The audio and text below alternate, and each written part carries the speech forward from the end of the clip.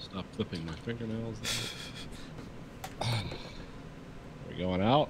Yeah, we are. Yay, we're live. And there's pictures. It's not gray. Okay, beautiful. Am I repeating myself over and over and over again? No. You're good. Okay, Unless you From want. the industrial wastelands of Michigan to the fruited plains of Iowa, this is the American Wheat Factory.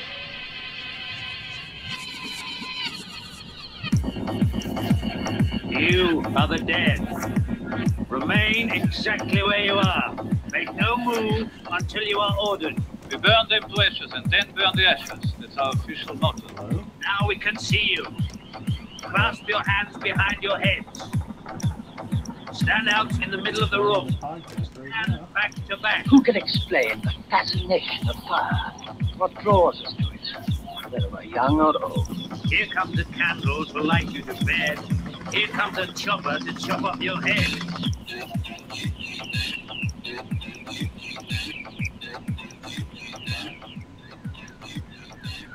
And welcome to the American Wheat Factory podcast. This is Nathan. This is Conlon.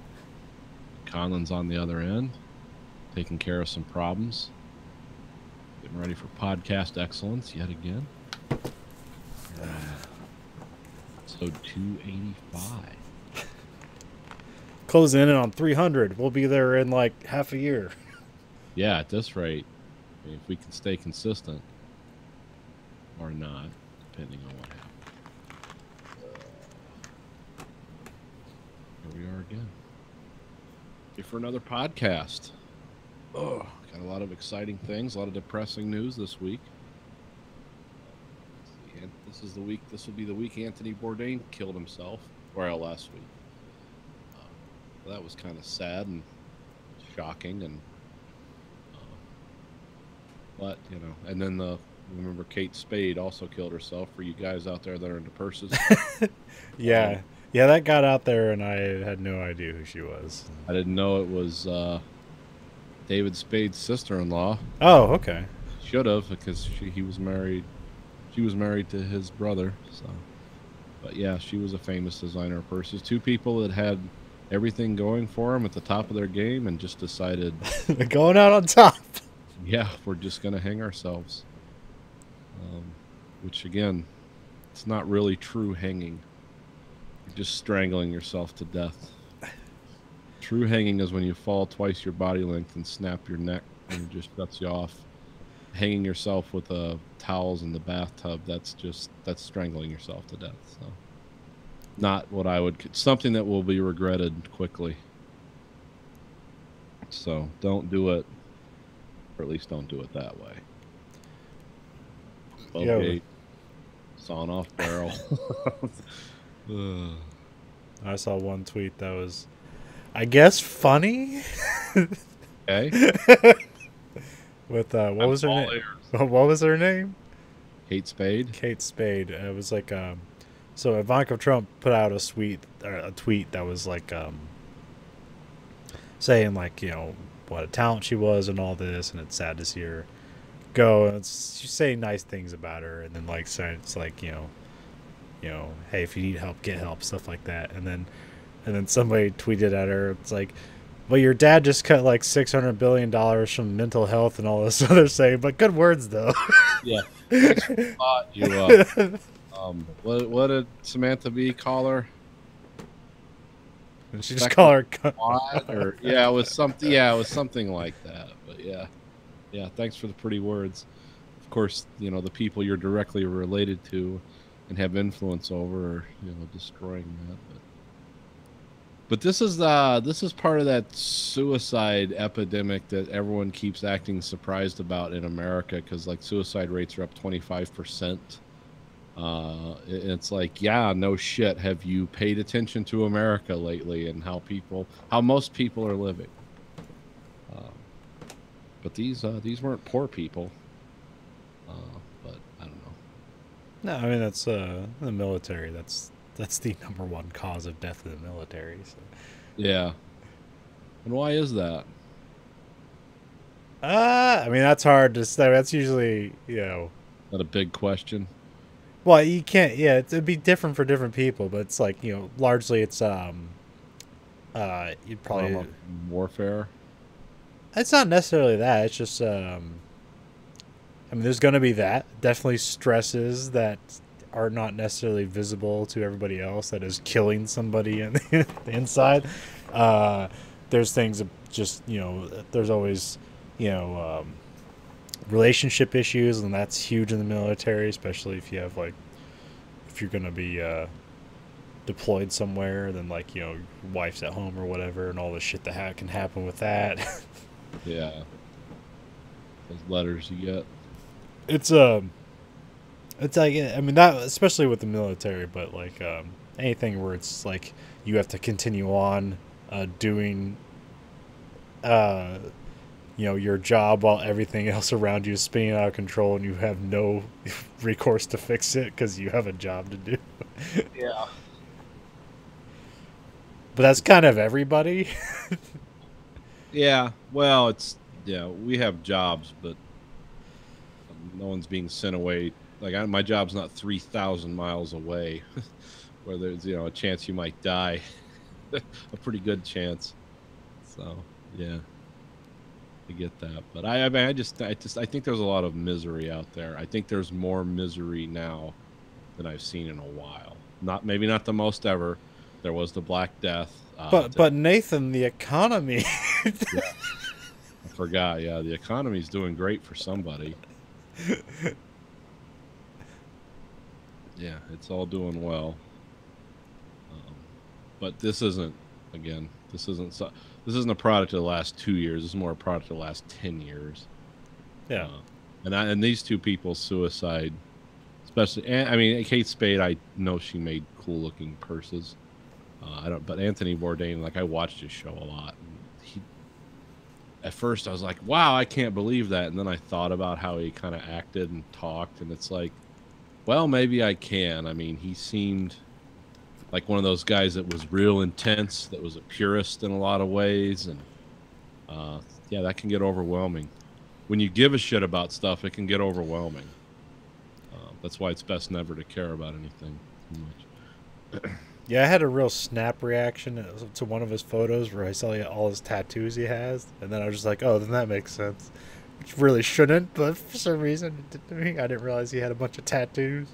Yeah. Yeah, he's like a big punk rock guy or something like that. Yeah, and he does that stuff that Joe Rogan talks about all the time. That jiu-jitsu. He had a whole show about him doing jiu-jitsu. Huh. That's kind of interesting for a guy who's 6'4" and 60s. Actually, I thought he was older than 61, but oh yeah, huh? Yeah, so it was he was an interesting. It's like if Bosch was a cook. Yeah, kind of. Similar looking guys, or the actor looks similar to Anthony Bourdain. Yeah. But, yeah, I mean, he's a guy who had a lot of interesting things to say. I watched the thing. The thing he did about Detroit was really good. In some ways. Yeah, I just know of him. I've seen maybe clips of his show. I've never actually watched any of his shows. The CNN one was really good because it was, again, not really about food, but about people. But we're going to eat whatever your local food is and talk about your life. And he did seem to make a connection with people.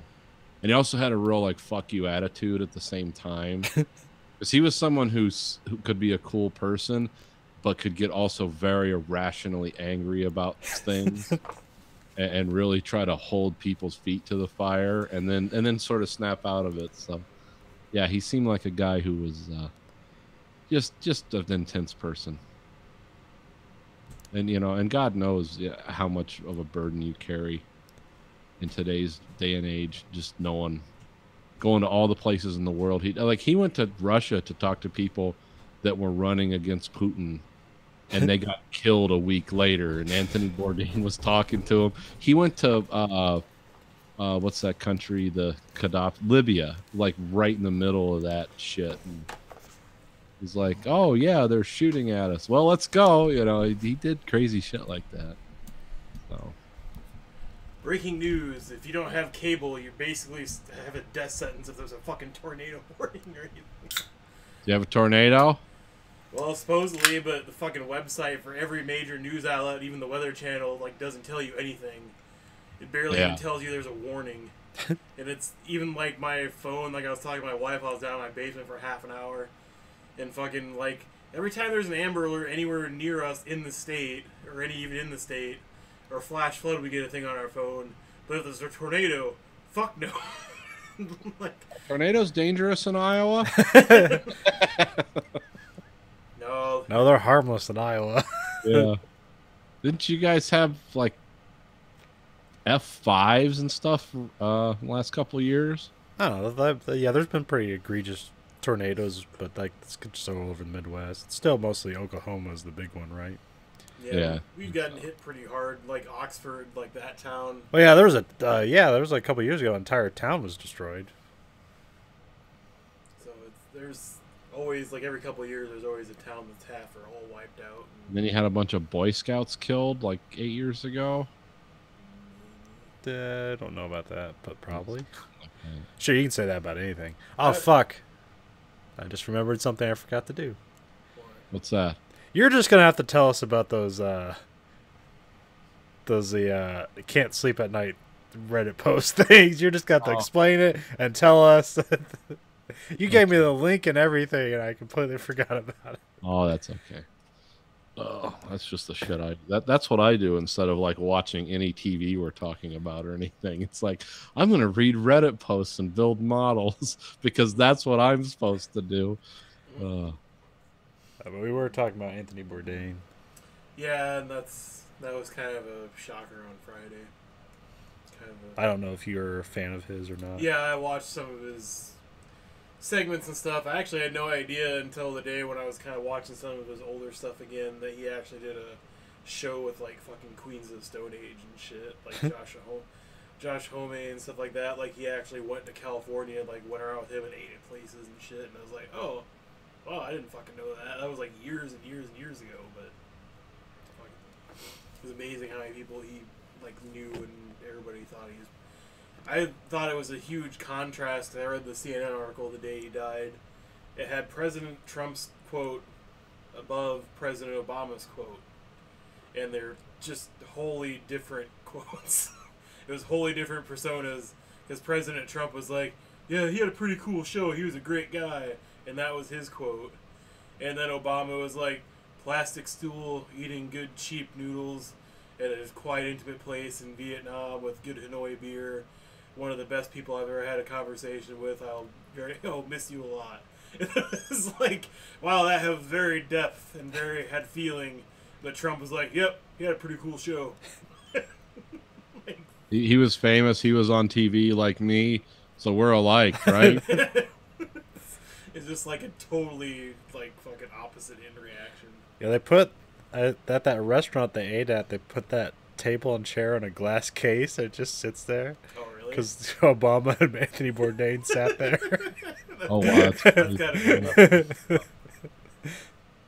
So it's just it's the table and the chairs and the glass case over it, and then some flowers on top of the glass case. Did you see the photo of the G8 summit today, or the G7 summit today? No. Where everybody is like over the table, like angry, staring at Trump. He's just sitting in a chair, going like this and smirking, like a 5-year-old when his parents look at him like, "Who destroyed that room?" I don't know. His big contribution was he wanted to bring Russia back to the 7 economic powers. It's like, oh, okay, nothing suspicious about that going on. Nothing at all. Gotta throw him off the trail by throwing him on the trail. Well, he could just be fucking with everyone. I mean, there's always a chance that he never, he didn't do anything. But I don't. If he did, he's sure going about it in a weird way. But he's a fucking lunatic. I don't understand that. I can't follow his logic. I don't understand what he's doing from day to day. You're assuming he has intelligence for one. Well, I'm assuming the president's agenda was already kind of set, and he just kind of provides guidelines But, yeah, I always thought there were smart people around the president that made the president the president. Now I'm starting to wonder if the whole thing wasn't just a lie, and or at least with this guy, it's something different. I don't know. But yeah, he's doing a good job of trying to alienate us from all our allies. Who knows what the fucking game is there? Yeah, I don't know either, because it's the history of America. We're not stronger while people shun us and don't care about us. We're stronger when we're part of something bigger. So it doesn't make it. No, we just gotta wait till some other countries start a big enough war that we can step in and win, and then rebuild their countries for them. Yeah, it's kind of nation building. And let Russia take at least 50 million Russians die. How many Russians died in World War II? 20 to 35 million, I believe. There's kind of a $10 million gray area in there. Well, what's the? I've never looked up the statistics of actual death toll. Like, what's the death toll on like the Jewish population or just the Europe population in general? compared to the Jews is 6 million, right?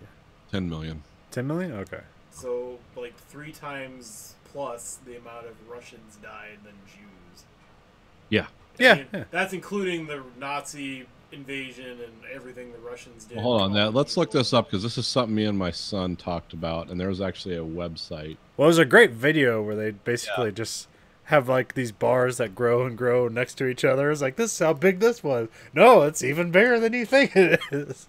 Because I know that Stalin was doing a lot of calling of his own people and genocides as well, but at the same time, I didn't know the figure was that. Yeah, I don't know. Yeah, I don't know if we include that if that's included in the figure or not. It's Russians. But also, like, it's like how many Russians died is also nearly how many, or equivalent to how many Chinese died too, because the Japanese were just like indiscriminately killing the Chinese. Yeah. Yeah, that's something you don't think about either. Because the rape of Nanking and stuff like that, and the Japanese were very fervent towards everybody in Asia was lesser than them, and they wanted just to fucking slaughter them. But at the same time, it's something that's not really mentioned still to this day. 20 to 27 million Russians died in the Second World War. 14 million were injured severely. Civilian deaths in Russia were 8 to 9 million. So yeah, almost.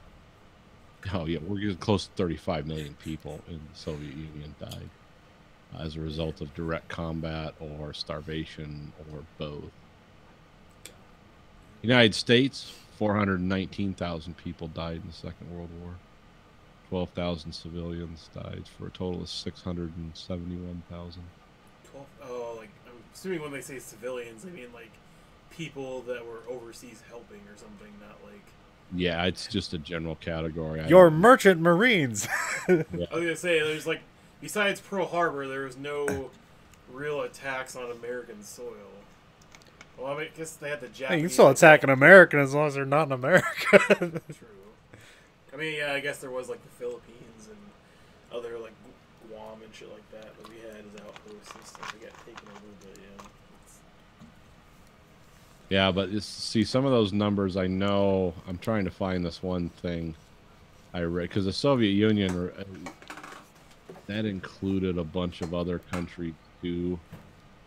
Because I know in like the Ukraine, it was some way out number, like 25% of their population below age. No, 45% of their population below the age of 25, just males disappeared, just killed.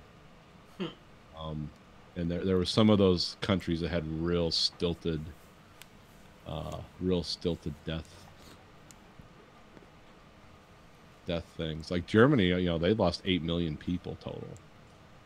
Yeah, and they're a smaller country, so technically that's a big part of their population, but still not as shockingly huge as the Russian.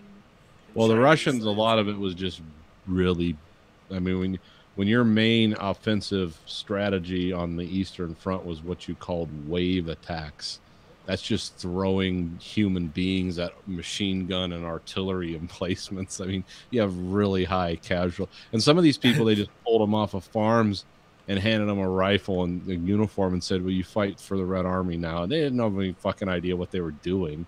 It's just follow the guy with the whistle, and right into a machine gun. And another thing too, in the Russian, once the Russian campaign got going, the rule was no bad news to Stalin, so you never lost. You always kept advancing, no matter what the human cost. You just continued to. I mean, there's a reason we used air superiority and artillery so extensively, because we weren't just going to throw men into holes to die. I mean, a lot of people did die that way, but yeah, the Russians just didn't care. They just measured progress and victory by yardstick on a battlefield. So. Well, I know that's how the British and French doctrine was during World War One. They cared about the yardstick on the battlefield. They cared more about putting just human bodies versus land and stuff like that. But I know they changed that. But also, the Russians didn't bat an eye about like giving up a bunch of territory and burning everything on their way home. Oh, no. It tends to starve the peasant to death too, or have to live there. Yeah, there was a lot of reasons that the Chinese and the Russians absorbed so many casualties, and just a lot of that had to do with brutality and not. Well, when was the Communist Revolution in China? Is that around the same time? The 40s after World War II. It was after? Okay. Yeah, I believe, because it was the Republic of China after the Second World War, but we kind of let that go because we didn't want to deal with. I don't know how many people lived in China then. 600 million or something. It wasn't a fight we wanted to have. It was like, okay, let them. We were supporting the Republic. Well, yeah, it's in the book Last Stand of Fox Company. Like all the Chinese had the same weapons they had because we backed them. The other side during the revolution, and the communists took all the weapons from them, and so they're fighting people that had the same weapons they did. Yeah. So it's it was one of those things where we just kind of let that go, because now Korea, that's where we drew the line. Like, no, it's can't tolerate that. So see, I thought that Trump's about to go in that war for us. Now he's going to go make peace with. You think he's gonna do well just winging it? I know, but World peace, let's wing it. I don't think he's going to do well, but I don't think anyone's done, because every treaty we've signed with them, they've broken. So, I mean, they love to sit there and make promises and nod and smile and take pictures with big goofy grins, but they'll do whatever the fuck they want to. They just want to get enough of the sanctions off of them where they can get their economy moving a little bit, and then they'll be right back to the games again. Well, I get that point, but at the same time, you still think you'd want to have some idea of what you're going into. Oh, well, yeah, normal people would, but not our president. Do you think he'll pardon himself of this meeting? I certainly hope so. I pardon Kim Jong-un. Yeah, I forgive him. Yeah, I'm going to go talk to the guy who had his uncle and his family flamethrowered to death and then fed their children to dogs. I'm going to go break bread with that guy. Like, this is a guy I can talk to. It's like, yeah. And he watched it and videotaped it so he could watch it again later. Those are the kind of people you can make deals with. Well, he has a flamethrower murder tape. Trump has a piss tape. It's It's very similar channels. No, it's... We can bind them together and put the fire out with a piss. It'd be like the movie Girl Trip I watched earlier, where people just pee on each other over the street. What happened? It's this movie Girls Trip or whatever, because my wife wanted to rent it because she's heard it was good, and it wasn't a bad movie, but the highlight of the movie is basically them ziplining over Bourbon Street, and one of them gets stuck and she has to pee. And so she pees over the crowd below her, but it's like a fire hose coming out of her cooch instead of actual urine. And then the other person that goes to bump her because she's stuck, she's like, "This is fun," and then she pisses all over everybody too. And once again, it's like a fire hose more than it's like an actual stream of urine. And it's like, It's like, oh, I know this is for effect and it's supposed to be funny, but this just seems really... Let me write this down so I can watch this movie. Let me sum it up With for my you. pants off. With no shirt. And this is a movie people wanted to win an Oscar for, like... And it was Best very, original screenplay or something. Yeah. It was... Why? If you watch the trailer, it looks awful, but like it got really good reviews. Like, well, maybe there's something I don't know about this movie that's actually good about it. Yeah. Because there's that one, and there's like the Scarlett Johansson, well, like kind of.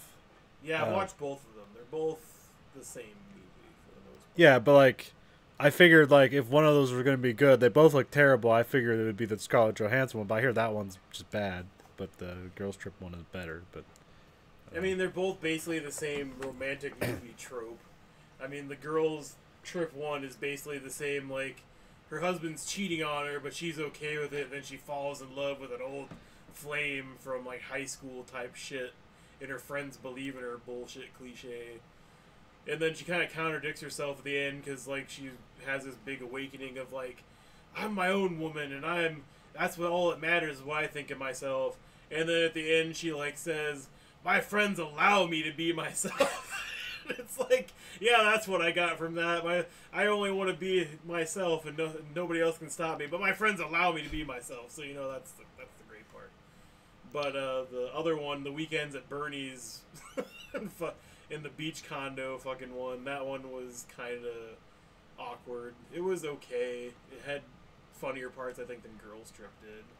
But they both just seem like they're making another version of what was the movie with Zach Galifianakis where they all get drunk? Is it The Hangover? The Hangover, yeah. Yeah, getting into insane situations that don't make any sense, and getting really fucked up all the time, and there's always the one member of the group that's like clinically should be insane, but is not somehow. Because they're the comic relief. Yep. I mean, Girls Trip was better, but they're both same movie you'd see any other day of the week. But Annihilation was good. Super depressing. That one? Super depressing, but good. You didn't get any hope out of that? You should really. read the books. By the end of it, there's no hope.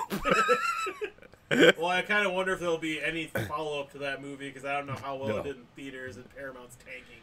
No, it did terrible. Well, I'm not sure if it did terrible, because I'm not sure how much money they put towards it. But like overseas, it didn't get overseas. It just got released to Netflix. Oh, really? It wasn't released in theaters overseas, so that's how much they did not believe in it.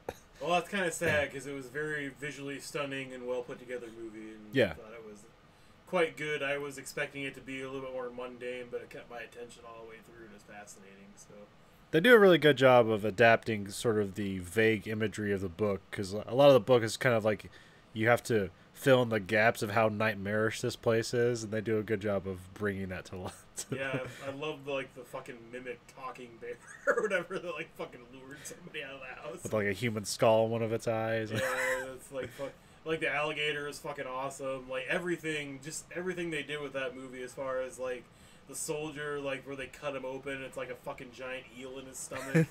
But then it's like you see him later, and it's like a giant tree grew on the side of a fucking pool with like a weird skull, like an atomic bomb explosion at the top of it. Yeah. It's just fucking like everything about that movie, visually and entertaining wise, is really solid. It's kind of sad to know that they're not, especially with the cast they had, even still surviving and stuff like that. You think that'd be a good solid entry to have another movie come in there, But I mean, the way they end it's kind of like you could do more, but there's no need to. yeah, I mean, yeah. Yeah. Whereas in the books, like it's pretty vague. Everything's kind of vague, but just specific enough to like just intrigue the nightmares in your minds. Yeah, that was. I mean, that me and my son went and saw that in the theater, and that encouraged him to read all the books, and he enjoys it. I mean, that's something that probably should have been optioned for like an HBO type series or something. Those, because they could have, if they would have stuck closer to the book, they could have, but you couldn't stick close to that book and make a 2-hour movie. That wasn't going to happen. So they did pretty good. I mean, the only thing I was kind of like miffed about is that, so in the book, them trying to account for all different kinds of variables as to like what the area does to you when you enter it. Yeah. So in the book, they're all called like the biologist, the botanist, the psychologist. Like that's their character name in the book. Like they don't actually know each other's name because they think that might make, because no one's ever returned. So they think that if they know each other, that might be a factor into why no one returns. So they don't know each other. Also, they don't bring in any technology. It's all just like they have compasses and they have rifles and shit, but like they don't have any electronics whatsoever because they think that might be fucking things up. So like there's like all these kinds of things that they kind of like factor. And also, this is the first all-woman team. So like they make all these factors. I always thought that was interesting that they're accounting for all these things because everything has failed so far. Yeah, but in a science experiment, you only change one variable at a time. You don't change all. Yeah, but even in the movie, you can realize that they've sent a lot of things in and nothing's returned. No, I know. That's the thing. Like, I kind of want, the only part in the movie that had me questioning what was going on was the skeletons in the sand in front of the lighthouse door. It's like, what team was that? Like, yeah. Or what? Who the fuck were they? Like, and why do they have two like coccyx or what do the fuck, hip bones or whatever the fuck that is? You know, one was like there's a couple of them. They had like two of it. It's like, oh, they mutated and then they died and now their skeletons all weird. So Yeah, that's But in the book, Natalie Portman becomes a giant land whale with eyes on her belly. I can see why they didn't put that in the movie. The only part I thought was kind of unnecessary about the whole movie was the whole like affair thing that didn't seem to really need to be in there. As far as like her sleeping with the other professor or whatever, like the little bits of that where it was like he's never home, you never see him. Yeah, I think that was just her. They're trying to like instill guilt at the worst possible moment. It's like, we need you to be clear-headed and go forward. It's like, no, but guilt. It's like, I get that she's being conflicted and confused because everybody else is in that movie. They all say they're on a suicide mission and they're okay with it because they've all given up on life in a different way or whatever. But at the same time, it's like, well, you already get that she's kind of given up because her husband's practically dead and been missing for a year and she's completely depressed. That was enough motivation. I don't know why you needed to add on, oh yeah, and she was sleeping with a guy at some point during that. It wasn't her husband. And it was totally, well, that's why I think she was ended up sleeping with that guy when she just basically thought her husband was dead, right? It wasn't like, see, that's the in thing. between. I can't tell because it's like he's never home. It wasn't, do you think he's actually alive? It made it sound like it was before he went missing. It was like when he was on one of his deployments or whatever. Yeah. So it's like, okay.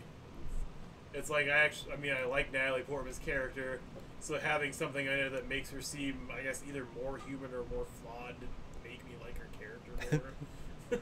It's like, that's kind of a holdover from the book, because in the book the biologist is a deeply troubled human being in a lot of ways.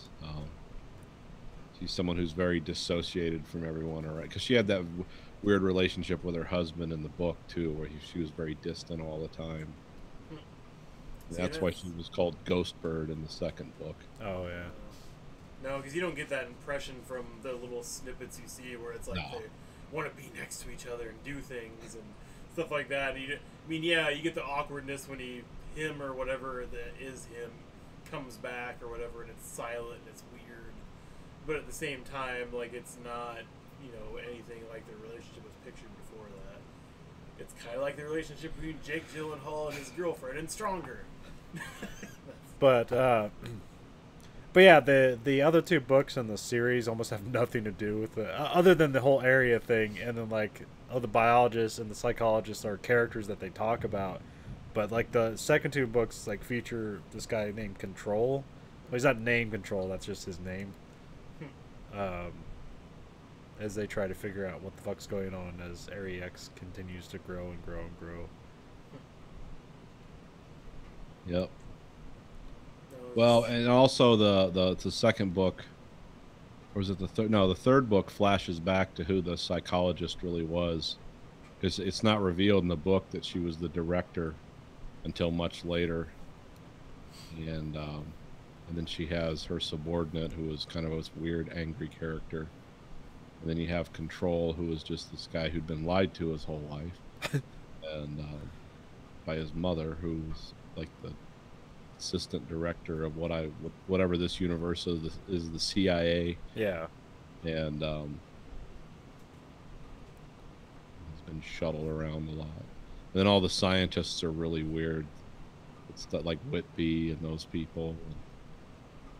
But that this is something they could have made into a TV series, and they might still. You never know. I mean, they like everything else. Just give it to the Swedes. They'll make something interesting with it for like $50. I mean, if I know anything about entertainment, it's like they like to reboot things every couple of years anyway, so why not? I mean, the new Halloween movie, for some reason, that's coming out. And fucking... Yeah, I hope that's good. Yeah, Blumhouse is doing it. Like they got that fucking Get Out money is coming in. They're like, all right, let's do this. See what happens. Let's do the old cliche. He breaks out of jail and comes directly for somebody, and just doesn't get stopped anywhere. Yeah, but she's ready for him. This is like the Terminator 2 of Halloween.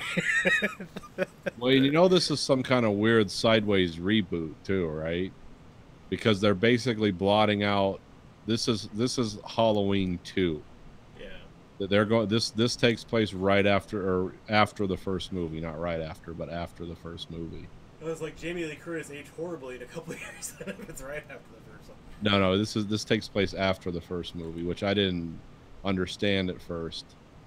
And then you can read about, because Stacy's really into the Halloween movie, and so she liked the first one and the second one. So we're getting rid of the H2O lore. Yeah, we are. Getting rid of the awkward Rob Zombie remakes, except for the first one. Yeah, I only watched the first Rob Zombie one.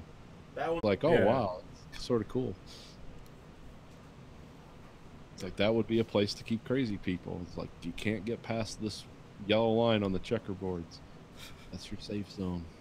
Also seemed very like Hannibal Lecter, like or at least they did that in Red Dragon, but I hate Red Dragon. So.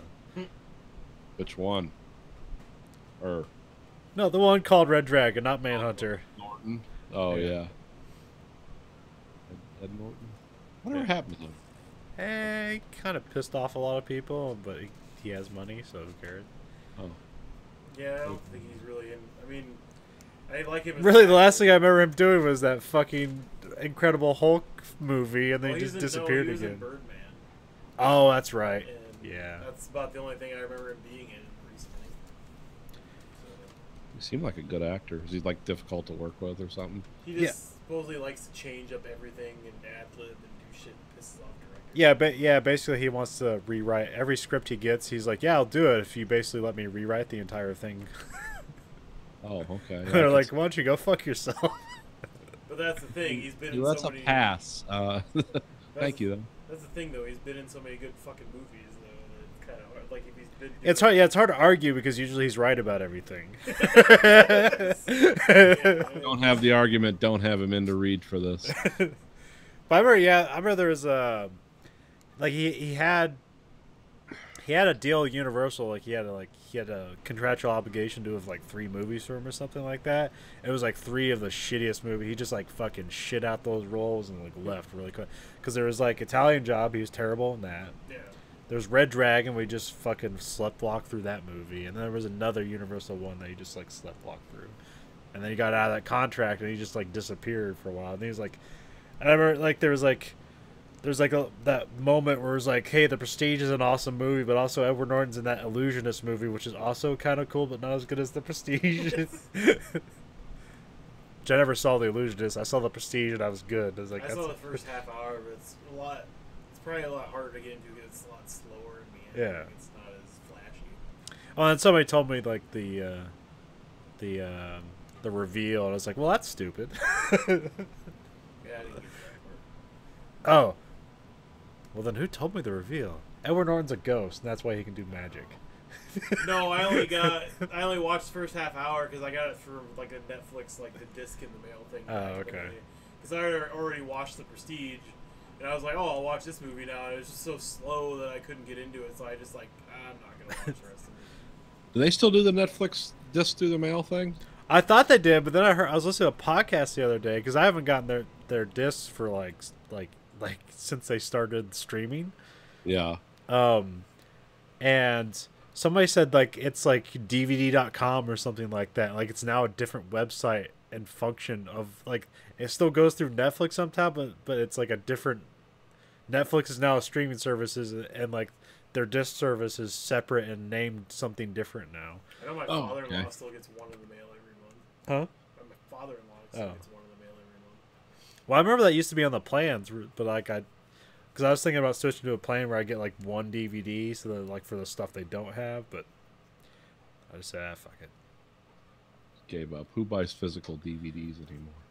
I buy Blu-rays all the time. I mean, not as much anymore because money, but I mean, Colin's got 2 of them sitting right there. Oh yeah, they're Logan yours. Lucky and Wind Yeah, they're River. still in their shrink wrap. I gotta watch those. Which ones are those? Lucky Logan. Logan Lucky and Logan Wind River. Lucky. Yeah. What was the other one? Wind River. Wind River, right? Because I actually got my wife interested in seeing something. It's that new like Western like rancher TV show that Kevin Costner's in. Oh, Westworld? No, That's gonna be it's done by the same people that did High Water and then Wind River and shit. Okay. So I was like, oh, they've done all that shit. So that must be good too. And she's like, yeah. I'm like, oh, okay. So, but no, there was something else recently I was watching, and I can't remember what the hell it was because it reminded me it was like Death to Smoochie, but taken up a notch. Where it was like Robin Williams' character. Monkey Bone. Oh, Robin Williams. Well, yeah, Robin Williams' character, like Rainbow Randolph, like how fucking evil he is and shit. Like, oh yeah, it was Happy. I watched the rest of Happy. Oh, okay, yeah. Because it was that fuck, what was his name? The guy where like fucking wishes something or whatever, and like he abducts kids and shit, and has like a weird sex ring where it's like beetles having sex with each other in costumes and shit, and it's like, wow, this is really fucking out there. It is sci-fi because fucking half the shit that goes on doesn't make any sense. But that movie, or not movie. It's based on a comic book, and you go look from stills from the comic book. It's like, yep, that's in the comic book. So I mean, I'm hoping that gets a second season, but I broke down and bought it on Amazon because I was tired of waiting for it to come on. I think it's gonna get a second season. I'm sort of interested in that whatever the fuck that Night Flyers thing is, which just basically looks like Event Horizon. I've read the book, or the short, the novella. Yeah, because it's R.R. Martin from the 80s. yeah, because that's the first thing they talk about. It's like some weird stinger music, true from the depraved mind of George R.R. Martin, and then they cut to like, huh? It's pretty fucking depraved. Yeah, it's weird. I mean, it's 80s sci-fi, so yeah. I mean, like the way it just looks like Event Horizon. Does it have anything like? Does it have any kind of similarities to that at all? Or kind of.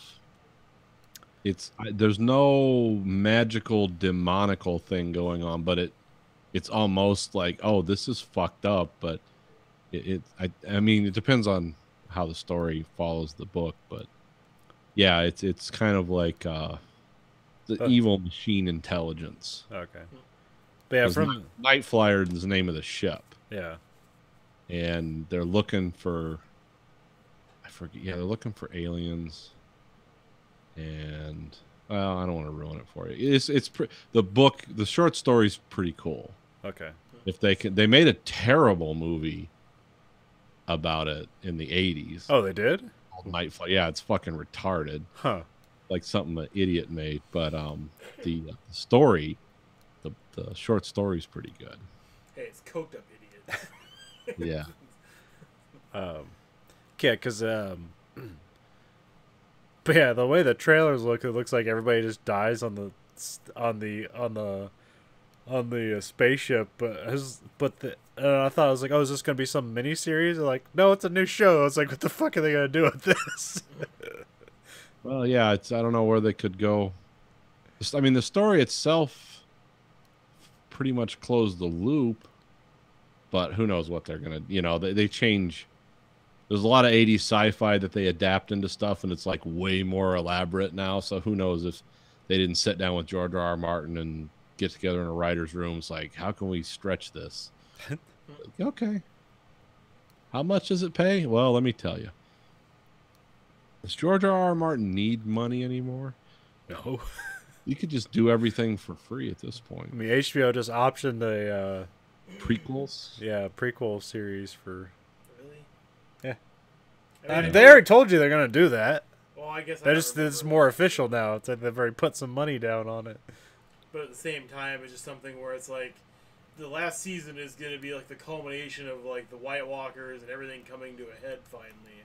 So it's like, how the fuck do you top that?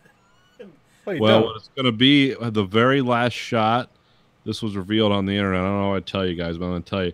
It's going to be one of the characters as a child staring into a globe, and you realize it was all a dream. Now, if that actually turns up happening, I didn't really know that in advance. It's just Hodor staring into a snow globe. Or just George R. R. Martin before he throws the globe into a trash compactor. Yeah. They're all dead now. Thanks, bitches. Just with a sack of money like Santa Claus. Fuck you. and assless chaps. Yes. I'm just waiting for the next season to start, or for me to see it, so I can see if they're really going to be disgusted by the fact that they're related and they're fucking. That's the only. Like that's the only part I'm kind of. I mean, he's dead. Well, he died and came back. I don't know if that really. I mean, it's something akin to a Reddit story I read the other day at work when I was bored, and it was just somebody saying, like, they heard their cousin was dying of cancer and she wanted to have sex or whatever, so they fucked her. And it was like, then it's them going into detail about it, and it's like a mix of you feeling sad because it's like she's crying because she's gonna die, and she feels like there's no one in the world for her and stuff like that, but it's like also like, you fucked your cousin. What the fuck is this? And then like a comment like halfway down, because it takes about 2 or 3 pages down because they're all talking about Roll Tide. Nobody's talking about the cousin fucking. They're just talking about Go Alabama and like what the hell that means or whatever. And then it gets like 2 or 3 pages down, and somebody's like, yeah, I read like the comments like explains more about this, and it says like she has like 3 years to live, so eventually you just use the excuse of cancer to fuck your cousin. It was like finally someone gets it. Like it just doesn't Have a make any bake sense. sale. Go to Vegas. It's like, There's lots of ways to get fucked that don't involve incest. yeah, I mean, shit. How many fucking apps are there? Yeah, it's all about they're going for the incest, but they needed to create an elaborate story around it to make it acceptable. Ultimately, the incest is the nucleus around which all this turns. There's just something where it's like, really, how believable should this be? Like, So, do you read a lot of Reddit stories, Andrew? Or well, no, it's just something where it was on the main Reddit thread, because I'll tab through that, or like miniature painting things on Reddit to see some of it. Just when I'm fucking bored at work, I have nothing to do, I'll tab through Reddit. yeah, I was reading the what did I? And of course, this is like 4 or 5 years old, so this is how current I am. But I was reading the weird forest ranger stories, and I heard about this on a podcast like 6 months ago. People were talking about, don't go near the stairs in the woods. It's like, what the fuck are they talking about?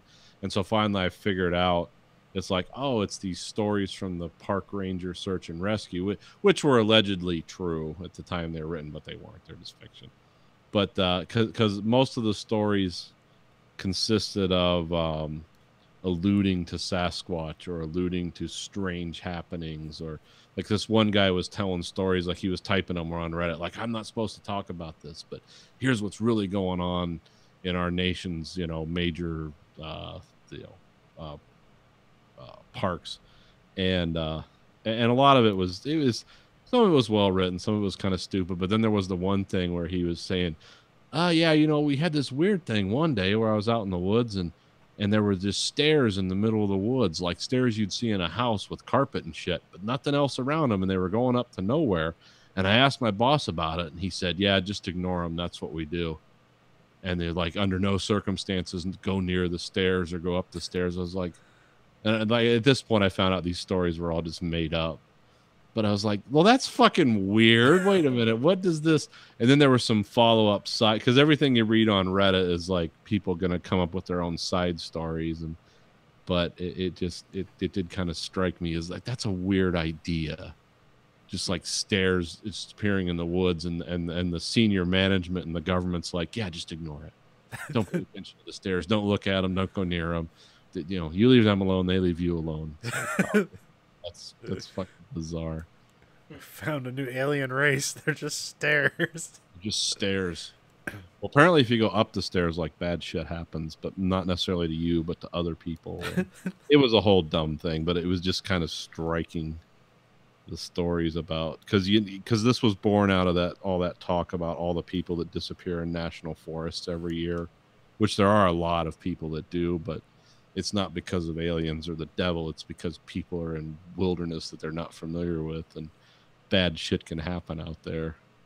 That's why people build houses and live in cities, because there's cougars and shit running around.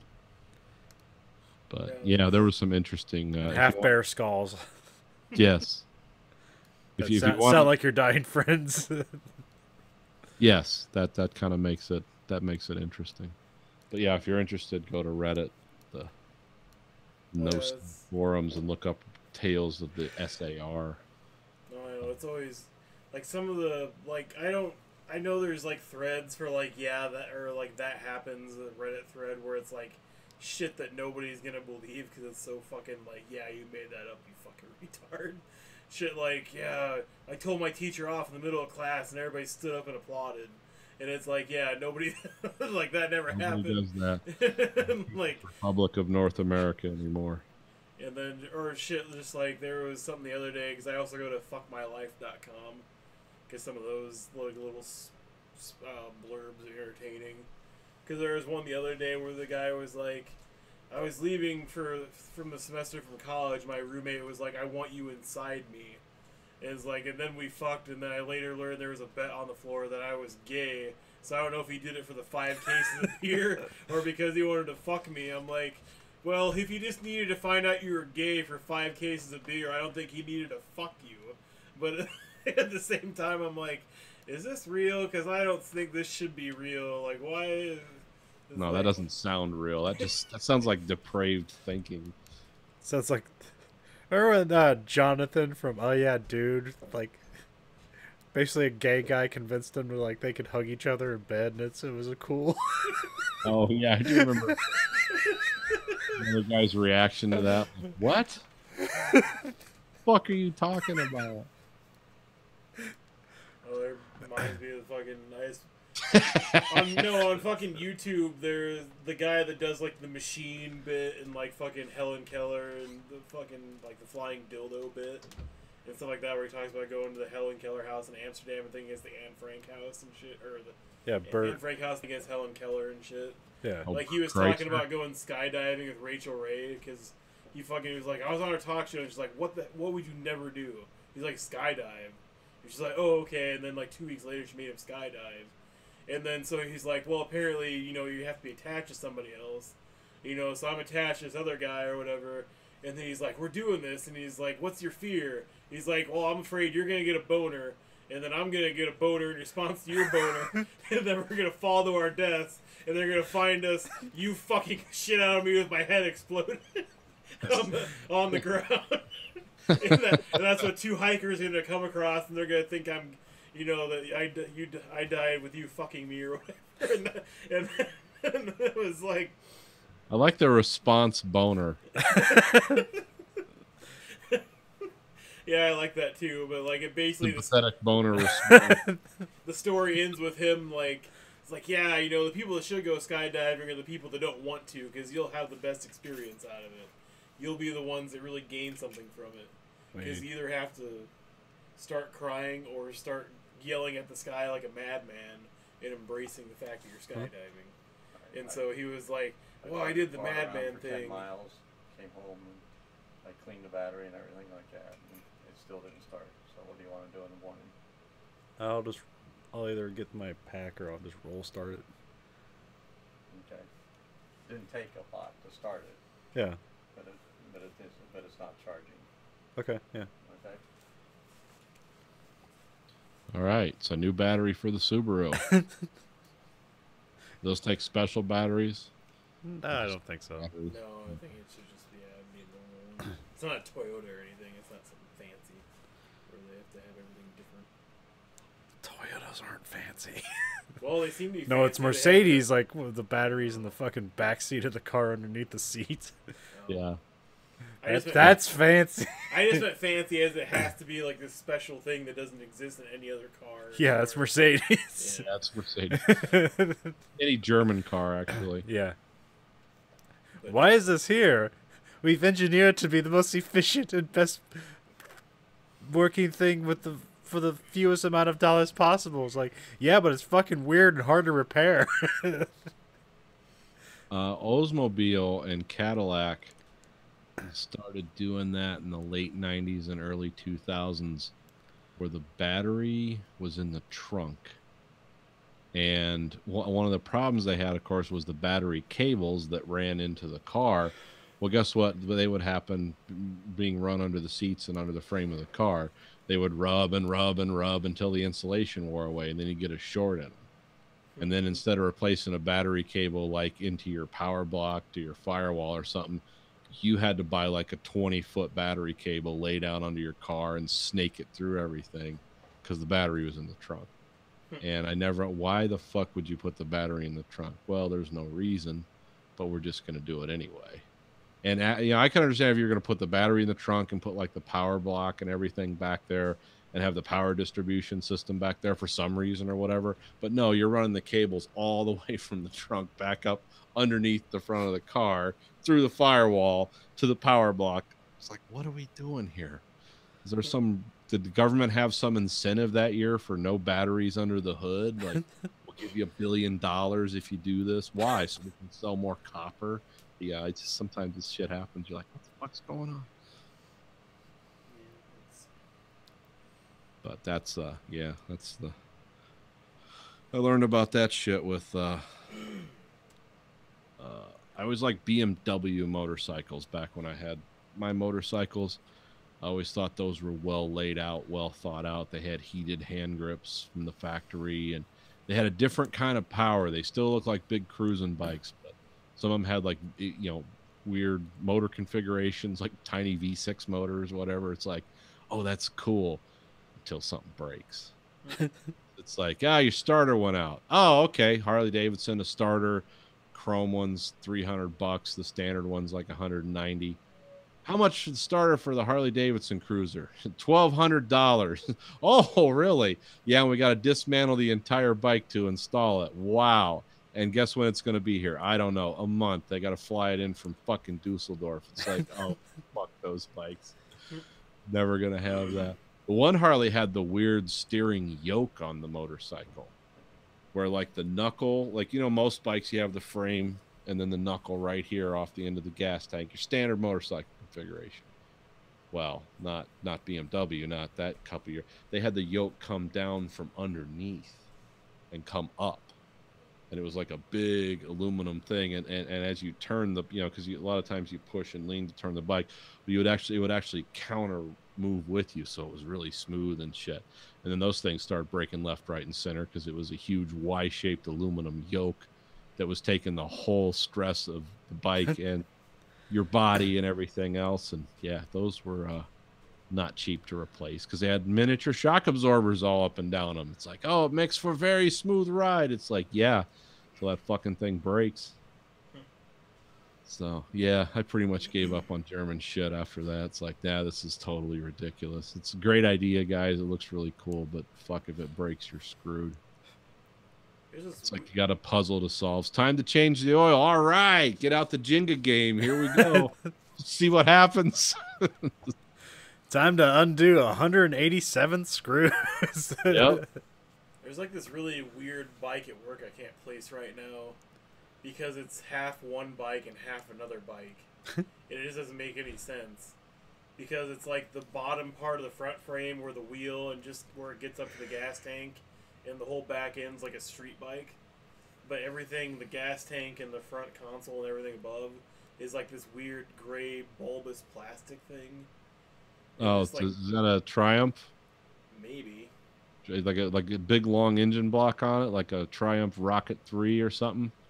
Maybe. I haven't ever gotten Hey. close enough to read it. Look and see how long the engine is. If the engine seems excessively long, it's a Triumph Rocket 3. Yeah, okay. Because it just seems like somebody melded together two different bikes. Yeah, It I is, think that's what you're talking about, but Or I don't they- know. Or they could have just welded together two different bikes. Just like, yeah, give me a Hayabusa on the front and fucking FXLW, rocker in the back, and let's see what happens. I thought the Hayabusas were insane. Then I heard people were putting turbochargers on them. It's like, okay, 400 horsepower isn't enough out of your motor. Just throw a turbo on there and see what happens. Just put a knife on the front of it and see how many things you can split in half. Yeah. Horseman's axe. That's what you use on a bike. Because you swing that from a mounted position. And it's not like a sword where it requires a lot of deft. Or better yet, a war hammer so nothing gets stuck.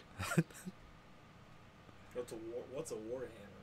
Just a really kind of it's just a short hammer but with a big head on it, and you're swinging from a horse, so it's not like going to get hooked in something and pull you off, but it's a good way to crush your opponent's skull and stuff, and it just overall looks cool.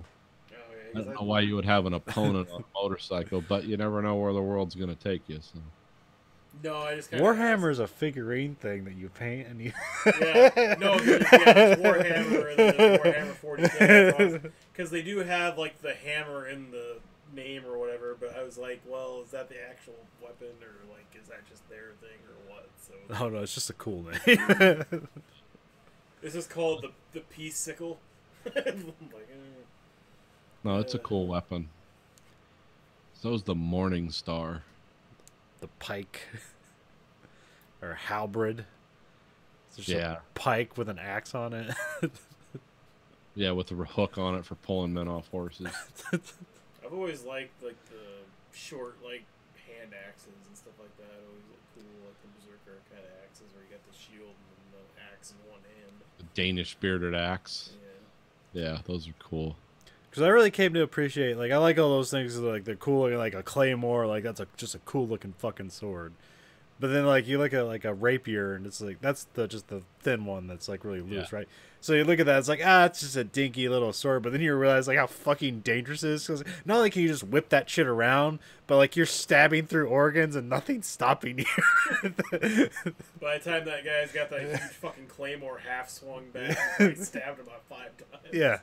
Well, the rapiers they use for fighting, they were actually a little more rigid. They didn't whip as much, and they had a wedge tip on them, and that was the apex of. There was no sword more deadly than that, because you can't really, because of the wedge shape, it goes through the body and comes right back out, doesn't get stuck.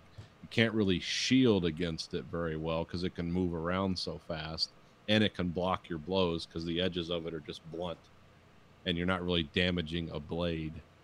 Because they showed a guy who's an expert with those, and you will just fuck somebody up with one of those so fast. Because rapiers was the last new design before firearms came into effect, and then of course you realize firearms are like 1,000 times more effective than a sword, so that's why nobody has swords anymore. But even back in the days where you had to cut the fuse wire, and then you had to put it on there, then you had to put powder in the tin on top. You had to load the ball and the powder and the charge in the bottom, and then you had to light the fuse and put it back to the flash pan. But if you had 300 guys doing that, No, I know. I'm just saying, it's like if you think about it, like one guy with a sword versus one guy that has to do all that shit. Like you think it would be more even, but yeah, 300 guys doing that, yeah, it's not bad. Speaking of weapons, I saw the new Shooter series Okay. based on the television film, or the television film, The the moving film, I was just like, that was a TV film. Like, the Shooter with Mark Wahlberg. yeah, I actually own that movie for some reason. And I don't. So like, Shooter's like a movie. Like a lot of people like that movie, and I absolutely do not like that movie. Yeah, I know. I don't know why people like that. Okay, good. I'm not alone. I didn't like it either. Love the book, didn't like the movie. Yeah, mostly like the movie. Like, I found it to be like unnecessarily cruel. Yeah. Like I don't like it seemed like a lot of the kills and stuff they do in that movie was like, oh, we made this for a horror movie, but we decided to make it a serious drama afterwards. So now it's just sad to watch people die in like weirdly disgusting ways. Yeah. The whole conspiracy thing I found to be like really stupid. Because it's like, oh, this Very elaborate way to do something. yeah, here's this all-powerful organization with all the money in the world and all the weapons and people, experts at their disposal, and they can't stop one Marine who's retired. And he's being hunted by every governmental organization inside the United States. Well, to be fair, drone strikes weren't really popular yet, so, you know. Then what else is like just crazy about that movie? Yeah, there's just damsel in distress stuff that I think is, and the movie or in the TV show is Pain, and I think it's the same guy from the guy who's just crazy and he's like rapes and like or presumably rapes and tortures his wife. Yeah. That guy. So yeah, they changed things around for the new series. It's starring Ryan Phillippe, so it's already like 100 times better acting than Mark Wahlberg. I think a dead dog on screen is technically a better actor than Mark Wahlberg. Although they replaced Memphis character, that's one thing I like about Shooter is Michael Pena is really good in that movie because he's basically the only likable thing in that movie. Now it's like Nadine Memphis, and it's the. Did you ever watch Arrow? The first season. Okay, you never got to it. They got to Suicide Squad eventually in the series, and they had their Amanda Waller, and so that was like what I've known her from other things from. Yeah, I mean she does all fine. She's just kind of a FBI agent who has a past with having a bad shooting once, but I'm not sure that's how the character is in the book. Because I never read the books. I don't know anything about the book. Yes, either. that is exactly how the book is. Okay. But it's a guy. So here it's essentially the same premise as the movie, or what's the points of, or what is it? Point of impact. Point of impact. Well, What was the Jack Reacher book? The first one Oh, I was like, with the sniper. Was that another point of something book? Oh no. I think so, but I can't remember. It has been so long since I read that. Or is that line of some? Oh, actually, I can't remember. Yeah, because I was also like mixing that all together as like Jack Reacher, Bosch, and Bob Lee. Bob Lee Swagger is his name. It's like they're basically like all different flavors of the same character. And now I want to see them in their own like Marvel Universe thing. Action universe. So they changed some of the characters around. So instead of I'm not sure like the guy who was his friend or commanding officer, which was Danny Glover in the movie. Now it's I want to say it's Omar Epps. So they should have got the other Daniel Glover to play him just to make things nice. So yeah, it's essentially the same plot of where, except this time around it's an attempted assassination. Or does it actually the president get shot in the movie or in the book? I can't remember what happens. No, they shoot. Well, in the book, they're actually trying to. The corrupt military people are trying to kill this bishop in South America because they work for the drug cartels. But the president is there giving him a Medal of Freedom. So they shoot the bishop and assassinate him in a way that it makes it look like the president was the target. Okay, that's the same thing here, except it's some Russian. Yeah, some Russian thing in this TV show. I like it better than the movie, but it's still stupid. Like it's still like this omnipotent, shadowy government organization that is too stupid to stop one guy. Yeah. It's like in that Payne guy, he like fucks up basically every job he's given, and they still give him a second chance. But they like have no problem with just like killing people indiscriminately. But then until they do, and it's like, here's Brobley Swagger. He has a fucking address. You know where he lives. You have satellites and shit. You can't kill him. Just can't be killed. They do a lot of stuff. I really like the music in the show. I'm not sure who does it. It's almost like in Westworld, whenever they're like in the command center and stuff, like the music there where it's like that dun dun. It's like this weird kind of like techno like intrigue music. So they have kind of a similar thing going on here. So I really like the music in the show. They also do pretty good licensed music stuff they have. There's a lot of Muse that pops up and stuff. Oh, okay. They will draw on the screen sometimes to show that what Bobley is thinking about, like like all the distance to target and wind speed and all that stuff, before he just like shoots a guy in the head from a mile away. Okay. Always important.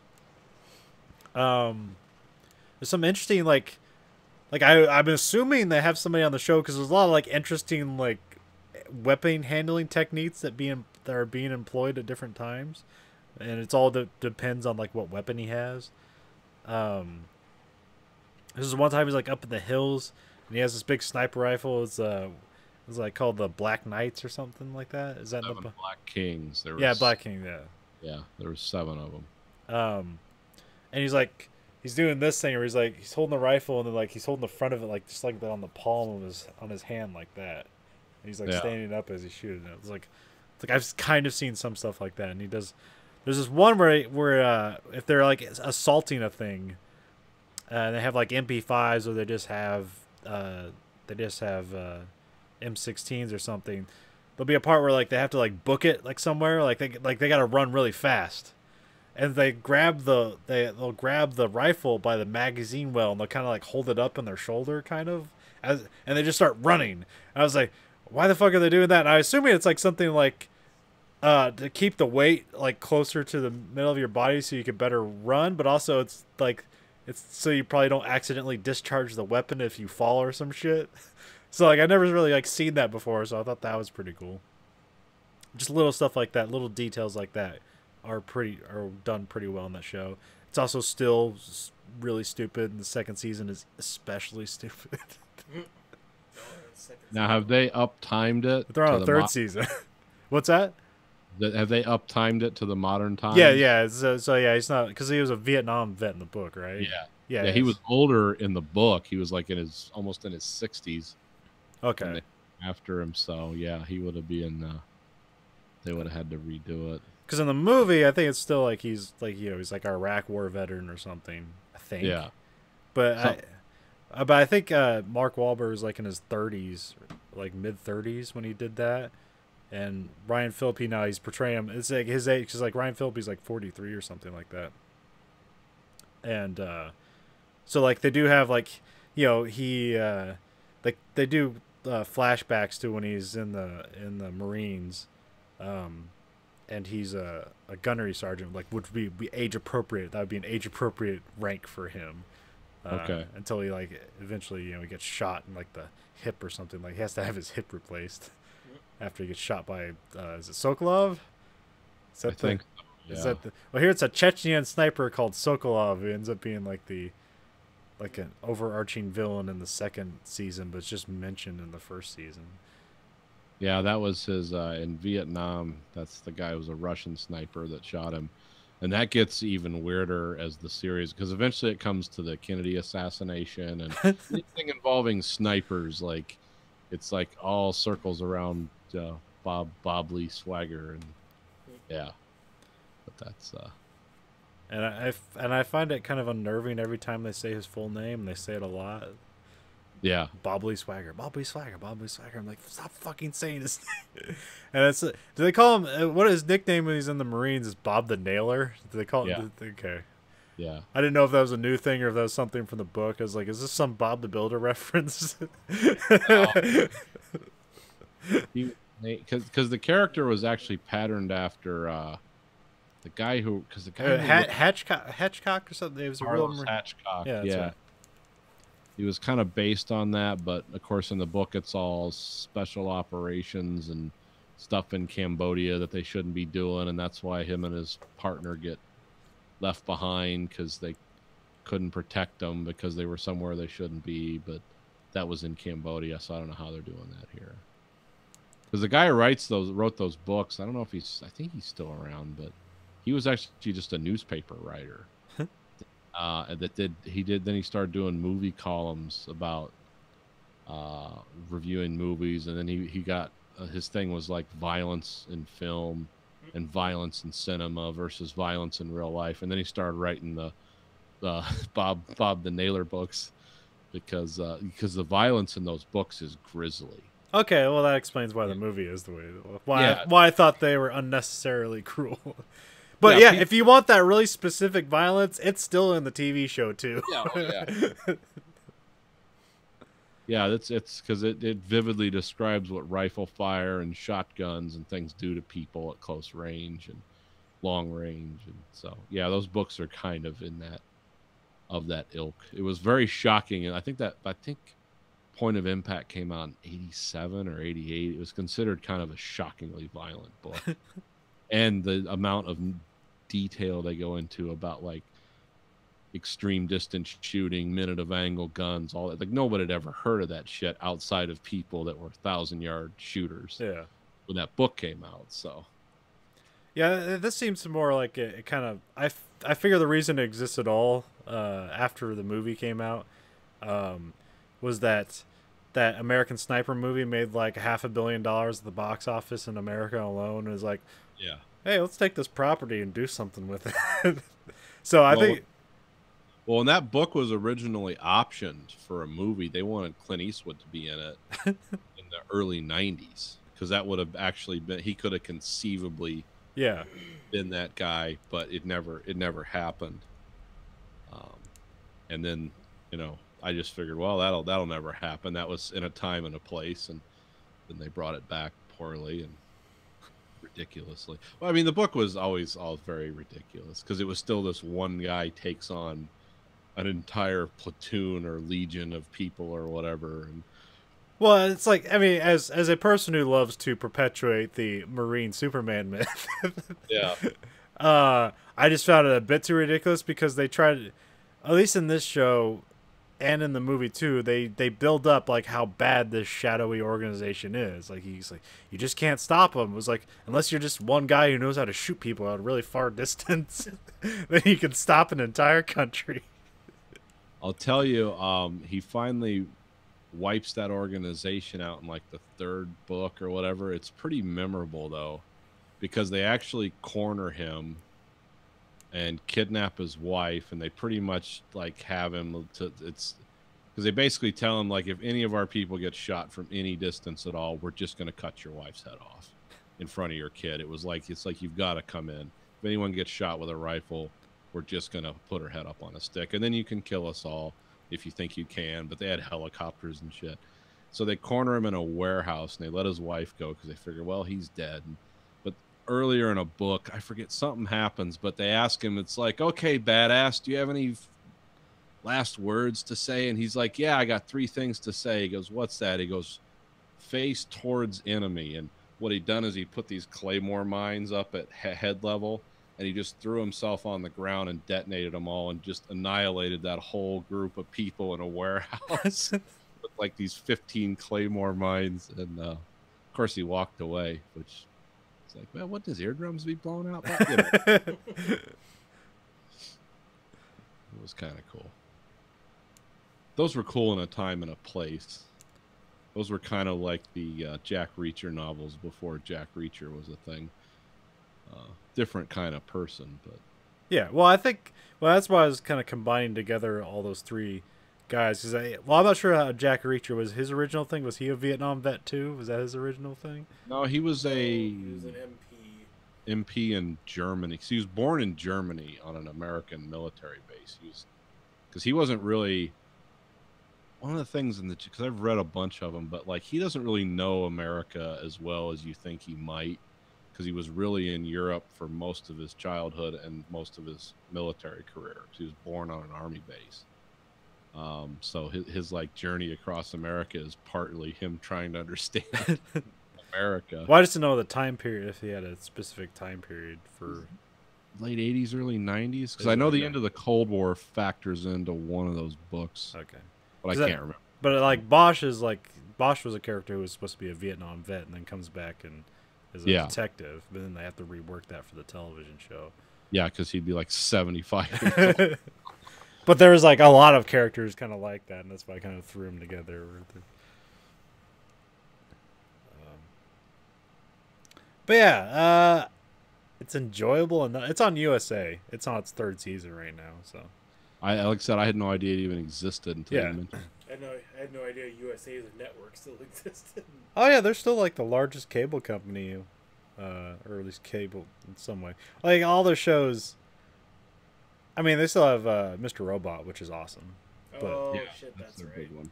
But but you know, they have like Suits and what was the other shit? The doctor shows. Oh. It was a House Call or some shit like that. Yeah. Or, I haven't seen the whole first season of Mr. Robot. So. Oh, it's a great show.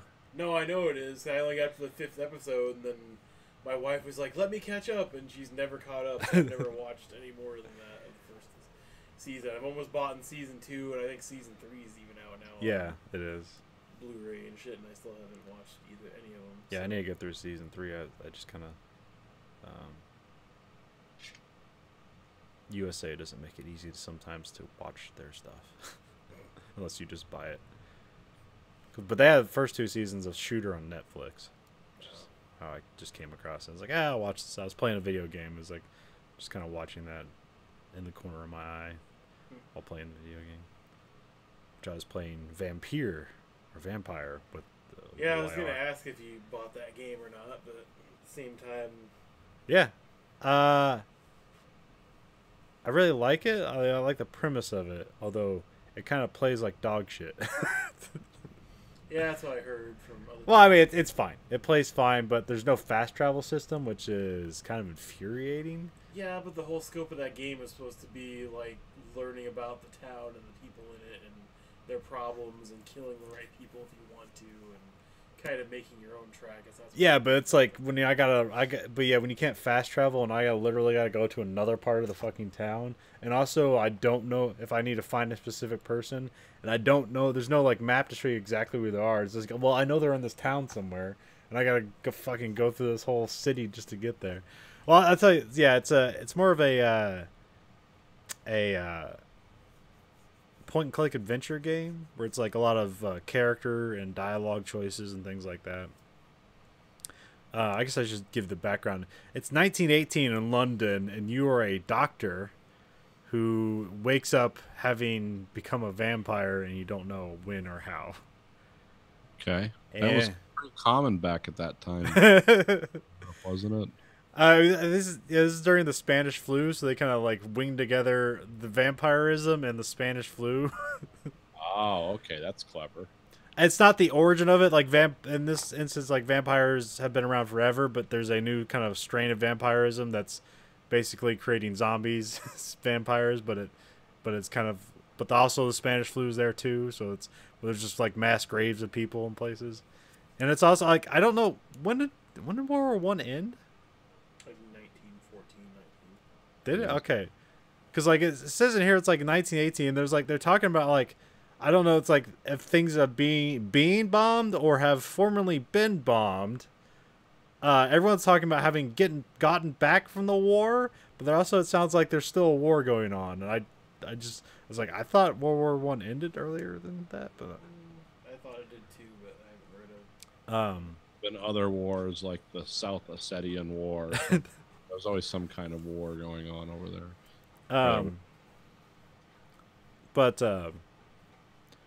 So yeah, and specifically, you are a doctor who was supposed to be a pioneer in blood transfusion, so that makes it even more apt that he's a vampire now. Okay. He might as well have been a trench coat enthusiast as well, or something else, like really on the nose. They, you wake up and like all you can see, it's all black, and all you see is like the red veins of people, and then, Wow. and then you accidentally kill your sister. Sure, accidentally. He was overcome by hunger, and he couldn't see her face because it was all black and blood vessels. Yes, but you can still hear her voice or smell it. No, it was like muted out. Oh. I was gonna say is like that doesn't account for all the other senses. You could tell it was her. So yeah, then you're basically going around and you have to like a lot. It's more of you have to talk with characters and get their side stories and stuff like that and figure it out. And the more you confer with people, the more like there's like a little health bar that everyone has. And the more you know about them, the higher the health bar is. So if you want to, you can mesmerize them, take them away someplace to a dark place, and kill them, and you get more XP depending on like how much their health bar XP has. So Okay. so if you and also there's like you have to make ailments to like so people have like a cold, and you have to like make a thing to like so that they're to like cure their cold or migraine or whatever. So you have to keep everyone healthy if you want to drain them of blood, or you just keep them healthy because there's also a city kind of level depending on like the health of everyone around. And so if that dips to a certain point, then like basically the whole entire area just becomes hostile. It's just full of monsters trying to kill you. So yeah, I did. So I've only killed. There's like one guy. I think they wanted you to kill him immediately, but he stabbed another guy, and the guy stabbed him. So he killed the other guy, and like I take him to the hospital and I fix him up, and he's just a shitty crime boss. Okay. And like he's remorseless. So eventually I build up his whole like story and got it to an end. It's like I'm just gonna kill this guy. He's completely worthless. All he's going to do, he's not going to help anybody with his life. So I'm just gonna kill them. So I felt pretty good about that. And when you kill them, you get like their last thoughts. And he had no regrets about killing people. It's like okay, I killed the right person. I also killed a slumlord. I didn't feel bad about that either. But yeah, there's another part of town. Like there was a lady. She was blackmailing people at your hospital, and like the hospital you work at, it's all volunteer. Okay. And so there's this lady. She was in a bad part of London, and she was blackmailing the hospital so that she could serve the people there. So she's like getting medicine and stuff by blackmailing this hospital. Okay. And I went there and you like unlock different options. There's like options where you can mesmerize people and you have to have different levels to be able to do it. And I was trying to get her to stop blackmailing, but I didn't want to like stop her hospital thing. But like there's a dialogue option that has like a little unlock thing. It was like a locked, but it was unlocked. I was like, oh, I'll choose that option because it means like I had a higher skill and this will probably end in a better result. And I ended up killing her. And she was like they have like they have these character sheets, and she was the pillar of the community. So now everything's going downhill after she's dead, and like it's like the health of the city or that part of the town is like in serious condition. So it's on verge of becoming a bunch of zombie mutant vampires, and there's weirdly werewolves too. I don't think that's explained. It's just a monster for you to fight. Yeah. But anyway, so now I have to now if I want to keep that city alive, no longer has a pillar of its community, and all the people keep having fucking ailments. So I keep making a bunch of medicine, and every day. So one of the interesting things about the leveling up system here is that, so you go around and you kill things, you solve side missions, and you get XP, and you also get XP if you decide to like kill people and suck their blood out. You'll get XP that way. That's the largest XP you'll get. But I'm trying to be a more, gentle vampire, so I'm only going to kill people that really deserve it. Yeah, like slumlords and politicians. Yeah. But in order to level up, you have to like go to bed, and then you have to choose your levels and stuff like that, and then it goes to like 24 hours, and you wake up the next night. But like so, like time will progress as you level up. So different things will happen as a result of your choices after you level up. So you kind of have to like choose when you're going to level up, because like shit can go wrong really fast. So now every time I level up, I have to go back to this shitty part of town, and I have to cure everybody of migraines and colds and shit to make sure that it doesn't fall into chaos. It sounds interesting. So this is like an RPG kind of. Kind of, yeah. I mean, there's combat, and it's more of a kind of Dark Souls-esque. You have like a dash move that's kind of like your roll, and then there's a parry move, and you have all these kind of different vampire magic shit you can do. Yeah, I like it so far, but there's problems with it, but I really like the premise of it. So. See, I'm still stuck on the hospital entirely, or my volunteers. It's like, here's our volunteer head of surgery for today. It's like, it's Blind Al. Like, it was his turn. Like, I'm not sure how it works, but yeah, everyone there's volunteers. It just seems like, I mean, yes, I know. Well, I'm not sure if it's like, because would they have socialized medicine at that point, or how would it work? I'm not sure. Is it if I know, because a lot of hospitals were run by churches, and okay, so maybe I don't mean it's volunteer. Maybe I mean that like it's a free clinic. Yeah. It's being paid for by somebody else. Well, I mean, also when you say volunteer, it just has in my mind where it's like almost like what Nathan says, where it's like kind of a church-run thing, where it's just more about making him feel better, but not actually curing anything. It's more about just like Mother Teresa type care, where it's just letting them suffer in a bed, but like putting a nice cloth on their head occasionally. No, it's not hospice care. They're actually trying to fix their ailments. Yeah, that was kind of the final stages of the what would you call that? The Victorian age. Like they were just coming out of that, and it was still kind of the purpose of having a hospital was like a running experiment. It's like, well, how can we make this better? I don't know. We got all these people to try shit on. Let's see what happens.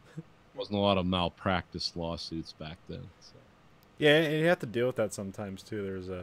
There's two doctors, and one guy's a young and up and comer, and he doesn't really, and he's like the other doctor's like, this is like, you know, he is too ambitious and doesn't really see his patients as people anymore, but as experiments. Yeah. Yep. That sounds like the vibe. Is the other one a dancing doctor? Like the... Nah, he's just the old curmudgeon who's like, he's not necessarily willing to try new things, but because he thinks he knows what works, even though you know medicine is about to change drastically. I mean, well, actually, it changed during the war, like there's a lot of people that are just. There's one guy who's interesting. He's an Indian guy, and like through like a paper mess up, he was made like a combat doctor, and he like tried to tell him like, I'm not a doctor, and they're like, fuck it, do it. And like, so he has practice being a doctor during the war, so now he's just a doctor even though he has no traditional training. Yeah. But he has enough practice. He just learned by doing. Yeah, maybe we should go back to that. That would solve our problems now. That'll be one way to staff the hospital up fully. It's like, what do you do in your spare time? Well, I practice surgery around in my garage. So I got a lot of practice, but no formal teachings. Like, you're hired. Animals in my backyard. I need to see how it works. I perform circumcisions for fun. You're hired. Like, that's what? An open heart surgeon. Okay. I'm a dentist and a tattoo artist. I mean, yeah, at the same time. I mean, shit, might as well. The barber and I mean, that's like, well, the thing, like, it's been in a couple of movies now where it's like the barber in the Midwest was like the doctor, the fucking barber, and somebody to give you. Well, yeah, it was those little poles or whatever. The red stripe on it was like the medical stripe or whatever. Yeah. I can't remember what the blue was, but that was the red thing. Law enforcement. The Omni Doctor, policeman. Did any of the rest of you see Upgrade at all, or no? No. No. I wanted to go like support it because I heard it was really good, and I was like, I'm just gonna wait till it comes out on video. I disagree with the most ultraviolet movie thing. Like, that wasn't as ultraviolet as anybody, but I think everybody's just more like, I don't know, maybe comparing it too much to John Wick or something. But it's not a bad movie by any means. It's just something where it's like I thought they oversold the violence of it. Yeah, well, I mean, that sells something. Yeah, there's kind of a bunch of R-rated movies coming out. It's like I kind of want to support them, but then I just didn't. You got Deadpool. That's your big tentpole R-rated movie. Yeah, I saw that. And then you had Upgrade, and then there's another one that came out recently. Hotel Artemis. Yeah. But apparently that sucks. Yeah, I know. I was looking forward to that. Disappointing because I wanted to. That see looked that. really good in the previews. And I was like, yeah. And then like half the reviews from the audience and the critics were like, yeah, John Wick was better. I'm like, who the fuck said this was John Wick? It's like, I don't know. Is that the one with Jodie Foster? Yeah. Yeah, and Dave Bautista. And... So what universe is set in? Is that like the John Wick universe, or? No, it's just some sci-fi, like, this is a hospital that secret only criminals go to, and it's supposed to be set... And, like, that's why half the people that see it are like, this movie is great, you should give it a chance because it's original, it doesn't do something you've seen before, and it has good characters in it. And then the other half is, it's not John Wick. And it's like, nobody said it was John Wick. I don't know why the fuck people are comparing it to that movie, but that's Well, like, you know why, because yeah. the premise is the same of what was the hotel in John Wick? Assassin's Hotel? I forget. Yeah, what I it can't is. remember what it's called. The agency or something like Yeah, that. something like that. But yeah, I mean, it's the same type of premise, but that's not what you went to go see John Wick for. You didn't go see John Wick because he's gonna go to this building later on where nobody can touch him and he can do whatever he wants. I don't know, some people are stupid. I remember there was like half a year where I didn't like The Matrix because somehow I thought it was just a ripoff of Terminator. Like, you can make those leaps, but why? No, I thought Upgrade was a nice. Or sorry. Oh, go ahead. I was gonna say I thought Upgrade was a nice mashup of RoboCop and fuck, what was that one movie that came out recently where the guy that plays he's in Star Wars as like new Star Wars as like the fighter pilot. I can't remember, Finn or whatever that guy. He creates like an artificial. John Boyega? No, fuck. What's the? Are you talking about Poe Dameron? Yeah, Poe. Fuck. The guy was Annihilation? Yeah. Got his Like, name, I can't he was also in remember. another movie like it's like artificial intelligence or some fucking thing. Oh yeah, that was the movie that all those guys did before they did Annihilation. Oh, Oh, you mean Ex Machina? yeah, it's like a mashup of those two movies. Okay. So it's. I mean, it's. I thought I watched the trailer. They kind of seemed like the computer voice in his head was like the weird comic of release. Was that? Is it supposed to be that yeah, way? it kind of is. Okay. And the movie, like, the intro's weird because, like, you know how, like, the credits always go, like, you know, movie by whatever? That's in the computer voice. Where it just, like, intros the movie, it's like, by FX Studios. Like, and then it's like, it's almost like it's getting you ready to hear a narration robot kind of thing going on for, like, half the movie. But I can't tell why they did that, but it's like, that's different. So... That reminds me of my big plans. If Gangrene ever took off and we did a movie, which will never happen, because you make a movie, and as soon as it starts up, it'd be us doing the audio commentary of the movie, like it was a mistake. Like, oh, we turned on the audio commentary track. It's like, it's just a new release movie. Why is there an audio commentary track? I remember the day we filmed this. What the fuck? That could be a new way out of like the comedy, like a self-aware comedy genre. Yeah. Like nobody's done yet, because I mean, shit. Pay attention, you can see the mic boom. Yeah, you just do I really intentional felt like we should- mistakes. This is the stage of the shoot where I was like, why the fuck are we doing this? I didn't want to cut out my trailer. I needed a line of coke to do this scene. And then what's even funner is when you have the DVD release and you do the audio commentary on top of over the audio commentary in the release of the movie. Yeah, and here I was trying to run it, and really I was questioning the existence of God. But I don't think it came through on the original commentary track. And I'm just keep it thrown on. gonna steal a motto from Community. We're gonna make the movie poster for Gangrene, the movie 0 seasons in a movie. Just fucking rip on that. But at the same time, it's like, yeah, I could think of good, funny things. Like the whole time, you guys have been talking about stuff like Shooter or other stuff, like funny shit's been popping in my head. Where you're talking about, like, the guy flashing back, like, when he's from, he's like 60 or whatever is the Shooter, he's flashing back to Vietnam. So I'm just picturing like a MacGruber type thing, where he's basically the same age, because that's always, like, every flashback, they get an actor that's too old, they CGI him, like, younger. But instead, just have a fucking kid in, like, full dress, like a fucking rifle. It's like, we're gonna go kill some fucking commies. And then just, like, fucking shoot a guy in the head. He's fucking... 100 yards to the northeast. There's a wind blowing right to left. The atmospheric pressure is at 1. I just want to hear a kid go say, like... Send it! Head explodes. I just want to see children do horrible things. Or say weird shit like, come on, let's go kill this guy so I can go home and fuck my wife. 8-year-old dialogue. Just something really fucking out there you'd never expect a kid to say. Just like fucking...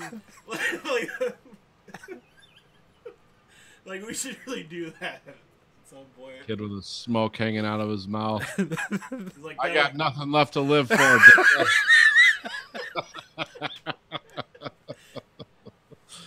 Oh, Jesus.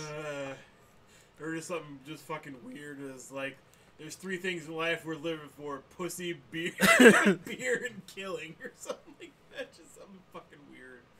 It was just like, There's nothing sweeter than the release of death. all these adult phrases. He drinks a juice box. And holds a There's a blanket. playground in the background. Why he tries to cradle an M16 in both of his arms. Yeah, reenact the end scene from Full Metal Jacket. But he's wearing the adults, like what the adult would be wearing if the actor was playing that, but the kid's wearing it, so he's just stepping. So the jeans are just, he's like stepping through the jeans and tripping and falling all the time.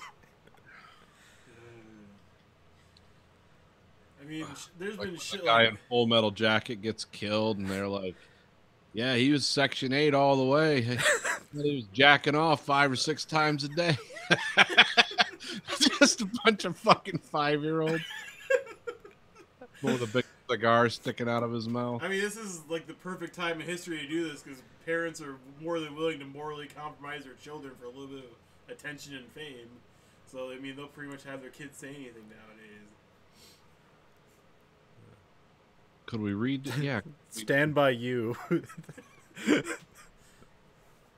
we redo like what's a David Lynch movie we could have kids reenact? Blue Velvet. Yeah, Blue Velvet. Baby wants to fuck.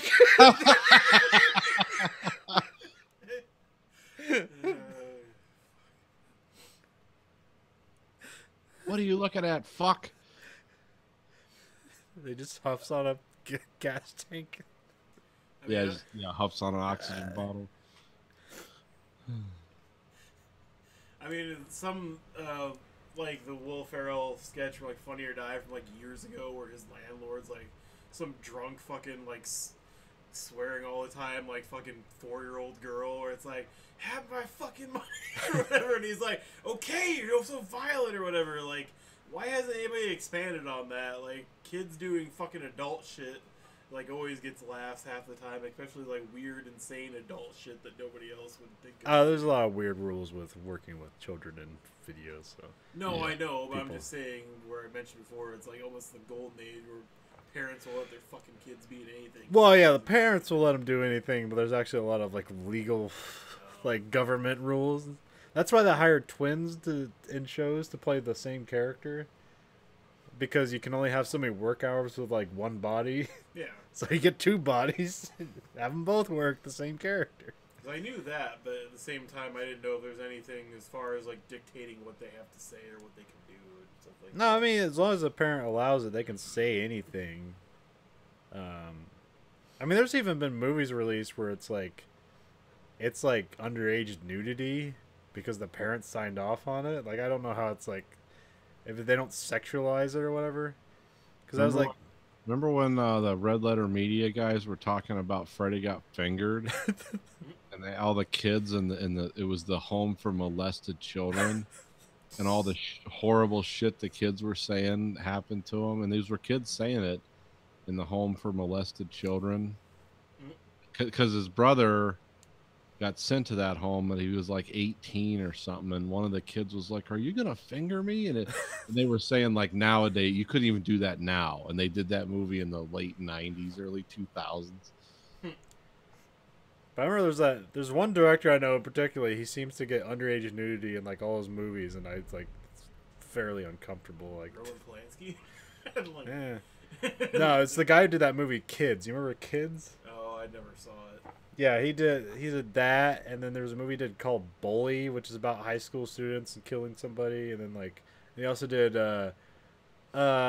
Teenage Caveman Wasteland. He's a Vietnam vet who is actually a really lauded photographer, and he did all these fucking weird movies with sexuality and children. Yeah, it's not a warning flag at all. Keep talking, guys. I'll be right back. That's where Rosario Dawson got her start, was in that Kids movie. Oh, right. And shit, I can't remember her name. I think I remember that because there's like a sound off that soundtrack. Oh yeah, Folk Implosion, Natural One. Yeah. That's the only connection I have to that movie. Cause Yeah, otherwise, yeah, I've never seen it. that movie's not really good, but it has a really good soundtrack. But it was mostly just it was one of those like shocking movies, like, you know, it's like these are the kids of today. They're getting AIDS and doing drugs. That was pretty much Kids. I mean, not to change. Because it was Chloe you know what I'm talking about? Chloe 77. Her last name has like an S and V's and Y's in it. I can't remember what she was in. You've seen her and stuff. Probably.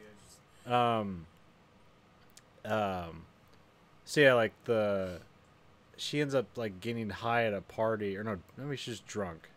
And she's drunk on a couch, and basically the guy like wakes up and rapes her. I think she's pregnant, and the guy has AIDS. Like, that's how fucking serious Kids get. It's like, what's the worst possible thing we can do? Rape her and give her AIDS. Yep. And a baby. And a baby. AIDS and a baby. No, it's just something where. But now you don't have to watch that movie. Well, I think I don't. Besides streaming services, I think it's. I mean, maybe Amazon has it, but at the same time, I don't know if you'd be able to really find it around here. It's not. I mean, it's supposedly a classic movie, but I've never seen it, and it's What? not really been Kids. Oh, yeah. I don't know. I mean, yeah, you can find it somewhere. But I was gonna touch on this earlier when you guys were talking about Shooter. Have any of you guys seen the trailer for the new Magnum PI No. television series? I didn't know they were doing that. Yeah, it's on CBS, but it's gonna be something where like literally looks like I've seen like quite a few episodes of Magnum PI from the original show, but I don't think I saw the beginning episodes like of that series, so I have no idea if they changed it up or not. But like the beginning, like the trailer makes it look like he has 3 friends, not the 2, and then they change what's his name that was the butler. Now it's a woman and not a man, but that's not really a big deal. But at the same time, it's Is it the same time period of the original? no. Okay. It's modern day as far as I can tell. So you still driving around a Testarossa? Yeah, he's driving around Ferraris and Okay. supercars and shit. But anyway, like one of his friends that's like a great friend of his gets like kidnapped and then killed, and Magnum can't stop it, and that's what jars him into becoming like a private investigator or like detective or gun for hire in Hawaii. And it's like, I don't know what the show was originally, if that was an actual element of it. I don't know about the premise of the show. I do remember it got canceled in its first season, and it had huge ratings in the summertime, because that's when they used to show reruns. Yeah. In the summertime, and it got huge ratings, and then they brought the show back, and they actually killed him off at the end of the first season, and they just made it just a dream at the beginning of the second season. And I think it ran for like another 6 years or something. Yeah, it's got like 6 or 7 seasons to it, and it's.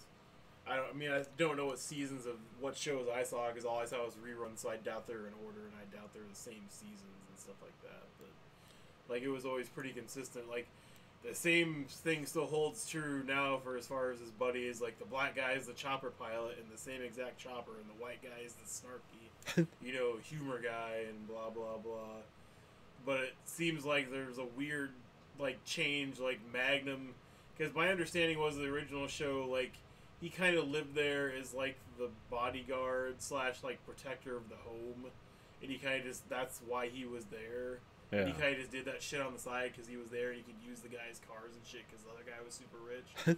But it was just like, now it made it sound like he was an ex-Secret Service guy that this rich guy wrote all these best-selling books about, and he just lives there so he can give all of his stories this guy to write more books, and that's why he gets to do all this shit. So it's Bosch. Maybe. Yeah.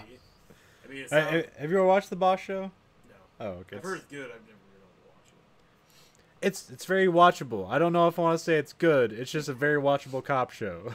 To me, when you say watchable, it just means I can turn it on and it's on a screen. Watchable to me doesn't mean much. Well, it's like it's one of those shows that it's like, I wouldn't say necessarily like inoffensive, but it's one of those shows you can watch the whole season and just completely forget all of it and be like, I enjoyed that. I don't know why. That's a great intro. Yeah. One of the best intros I've seen in years. That and the BoJack Horseman intro, like I never skip it because I always like listening to the. I would say Stranger Things is probably up there as one of the best intros right now. Yeah. I mean, no, Yes. not that it's like flashy or anything, but it's got a good, Yeah, I like the music. track you like listening to. It Yeah. doesn't really, it's not intrusive enough to break you out of it. But, Well, I don't know. Yeah, I don't know. Yeah, both the BoJack Horseman and the Bosch intro is like it's just pictures, music, and titles. Whereas like the Stranger Things thing, like it's just the title, and then the name of the episode, and it kind of so. I guess like I was invalidating Stranger Things because it was shorter, but no, you're totally right. I mean, Bob's Burgers and The Simpsons is kind of an intro. You can skip, I guess, but it always has. Like, Yeah, I always have one little thing in there. Yeah, I mean that's always nice to see, but yeah, it's not the same. So I've never seen BoJack Horseman though, and I've never seen Bosch, so I can't rate them. Well, now you'll be able to.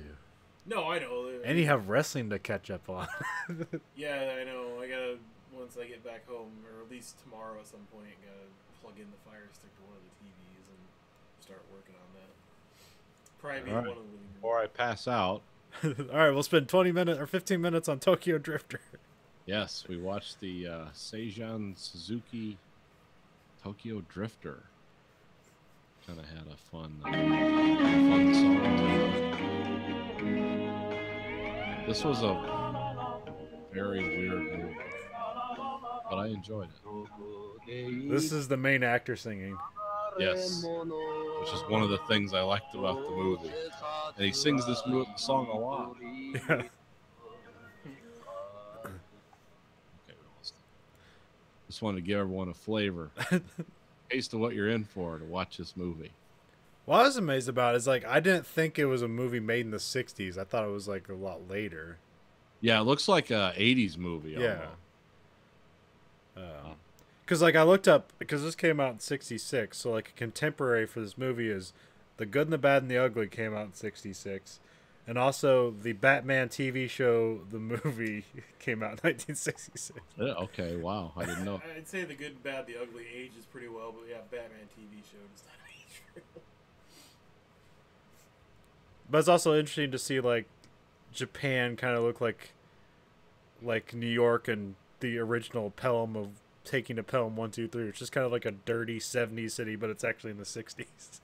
Yeah, yeah. This is usually a size or a side of Japan you never see, because these people are all. Let's see. Well, let's go over the main characters. Well, there's Tetsu and there's Tatsu, so that's confusing as shit. Yeah, Tetsu's the good guy that's a gangster. Tatsu's the bad guy that's a gangster. I think so.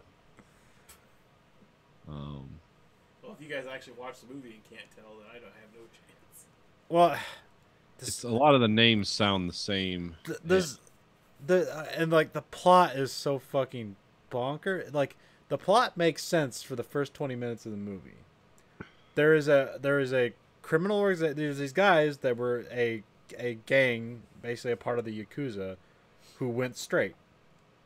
And there's kind of this time limit is that this guy, they owe this guy like $3 million, or else he's going to take their club back or something like that.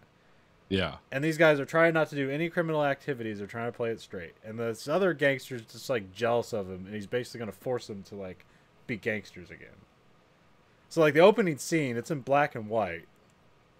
Tetsuya just gets his ass kicked because he refuses to, because he's like, no, I went straight. So he just lets himself get his ass kicked by like these 5 guys.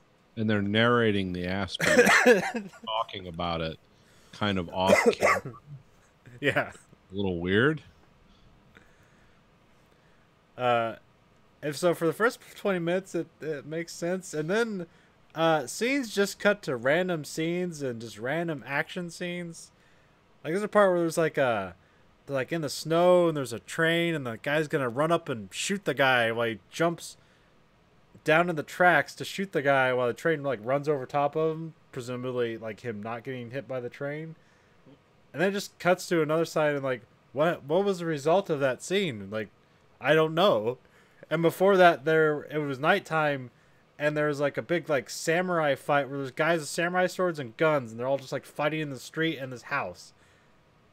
I was like, okay, I guess this led up to that, and then it just cuts away. It's like, what the fuck happened? I don't know. I don't know what just happened. I don't know why it happened. I don't know what is happening as a result of that. It seems like I don't know if this is all a metaphor or what the fuck is happening. Yeah, that's where this movie kind of it's like, is it doing this for comedic effect? Yeah, it's hard to tell. Because there's that one really funny moment, like in the beginning, where the gangsters kidnap the guy who the guy's trying to go legit owe money to. Yeah. And then like he chases after him and like they open up a door and they're just standing there and like he falls in a hole. I was like, is he dead now? And they just cover it up and he's trapped in there. It was like weirdly comedic. Well, it was intentionally comedic. Yeah. But for a second there, I was like, did that guy just die? Isn't he the main character? Yeah, what just happened? Man, now you try to explain it.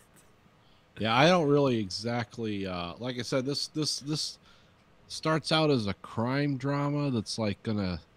It seems like some kind of hard-boiled Japanese crime drama, and usually, you know, Japan doesn't look like this. So it is kind of an interesting, jarring view of Japan, and it's got an interesting color palette to it. There's a lot, there's a lot of red suits and white suits, and guys wearing sunglasses all the time, and like you know who the bad guys are, but you know everyone's sort of a bad guy. Yeah,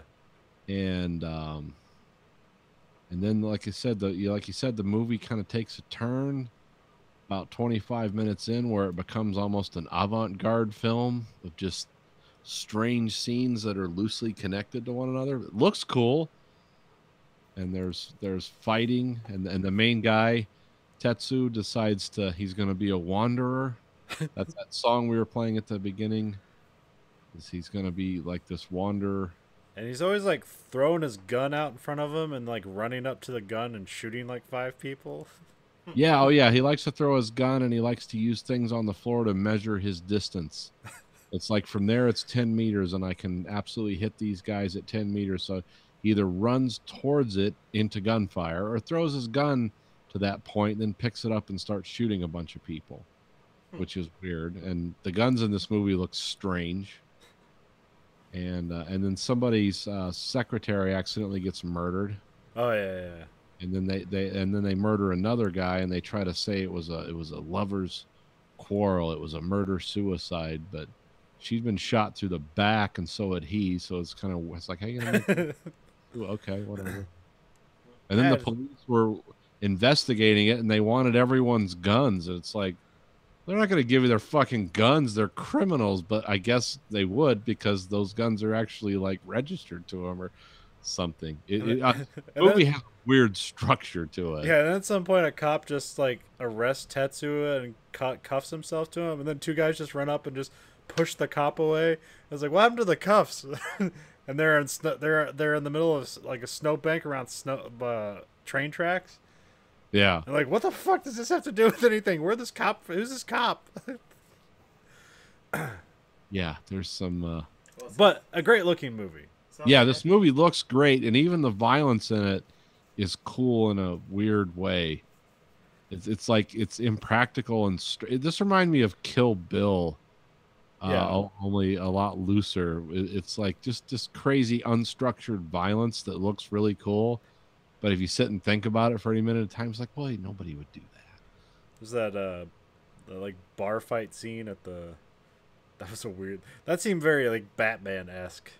Yeah, which is a bar fight that basically collapses the entire bar, where it's like pillars are just made of styrofoam, and you punch somebody into it, and then there's somebody standing on a balcony, and they all fall down and start having a fight. It's like fucking weird. Yeah, there's some strange. And like when it gets to that point, I was like, oh yeah, this was made in the 60s. Yeah. What was that? Was that just a Lincoln Continental they was driving, with the black car with like the checkered board pattern on it? I think so. I don't know if they had cars like that then or what. I'm not sure.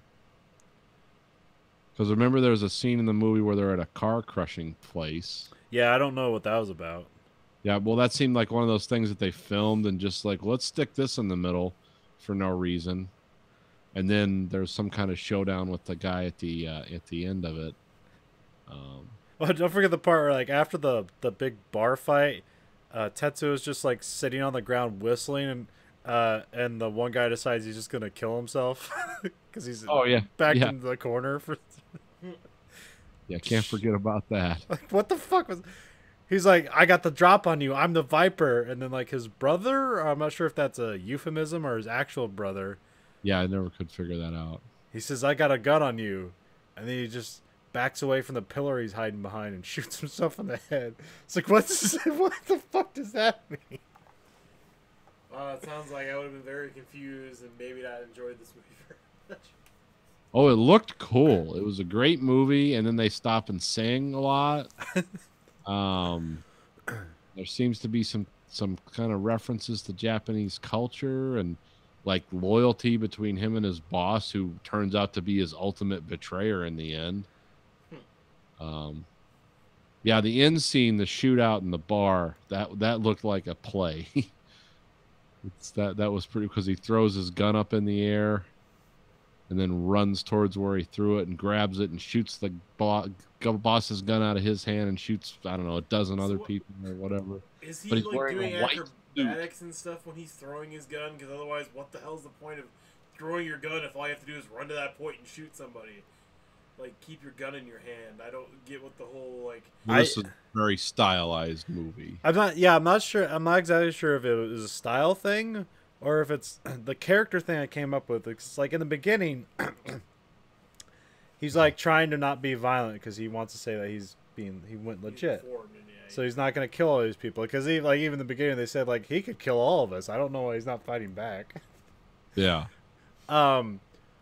So I think like there's something like when he just throws his gun away, it's like he's saying like, "Nah, I'm too good for this," and then he's just like daring people to try to shoot him. And when they try to kill him, he's like, I guess I get to kill you guys.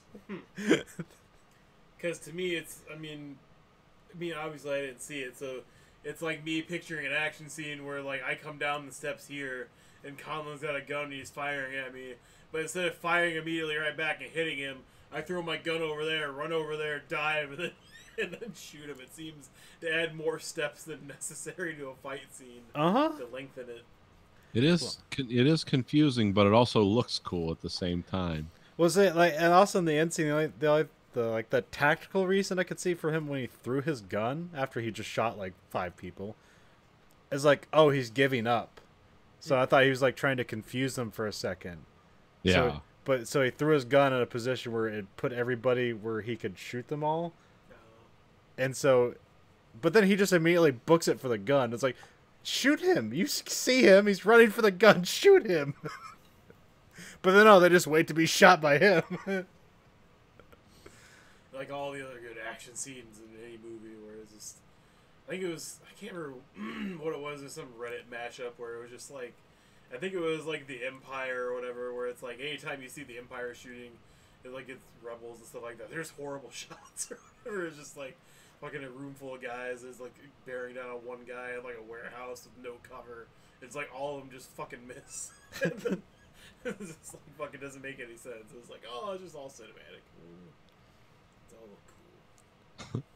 But, Yeah, there's a lot of this stuff that's in this movie that's just, it's all style over substance, but it looks cool. no, I think the movie, it's ahead of its time, that's for sure. Yeah, I can see how this influences like Tarantino and even just like anime in general.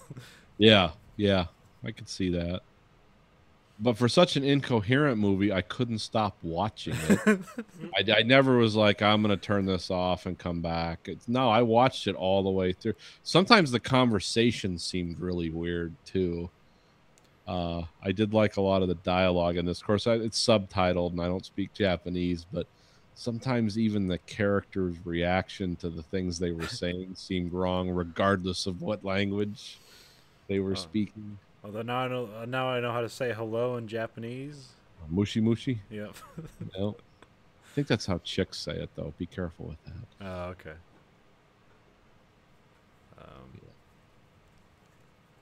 And then I like how people seem to yell a lot in Japanese, but it doesn't mean the same thing.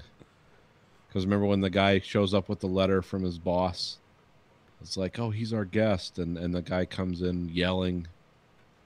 It's like, oh, no, he's already here. The guest is here. Please be quiet, But normally they would just yell across the house. Or like, well, I had to rewind that a few times. Like, what are they? Am I missing something here? But no, it's just weirdness for the sake of weirdness. There's that main actor where he has a kind of weird way where he can frown and it looks like a smile almost. Yeah. Yeah. Weird movie. Yeah, because when you watch the trailer for it, like it looked like a Bond movie. That's kind of what I thought it would be, but it's instead it was something surreal better. gang movie. Yeah, like if David Lynch directed I don't know, some of the stuff might have even been too far out for David Lynch. But I think I didn't get a chance to read because, like I said, I watched it right before the show. But it looks like there was a lot of conflict with the studio over the making of this movie. Oh, okay. Because everyone was like, this is kind of weird, dude. This is supposed to be like a basic gangster movie in Japan. Kind of like a formulaic movie that, is going to fill the theaters. And instead it became this real avant-garde, strange movie. But again, it's just really watchable.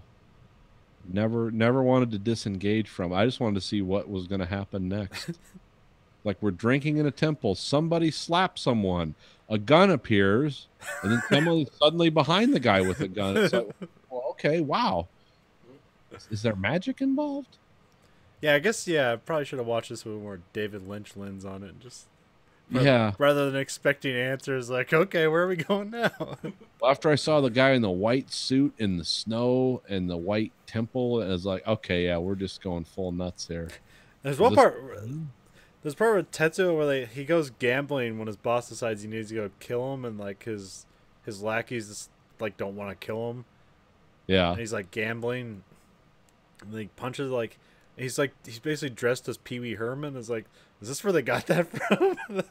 Yeah, Because he's got like white shoes, like a white suit, and like a red tie. It's like it's fucking Pee Wee Herman. Yeah, there's some But like weird, 20 years before Pee Wee Herman. weird style choices in this. Like the guy who wore the sunglasses all the time. Yeah. And then would actually risk his life to retrieve said sunglasses. Fights. I gotta get those on.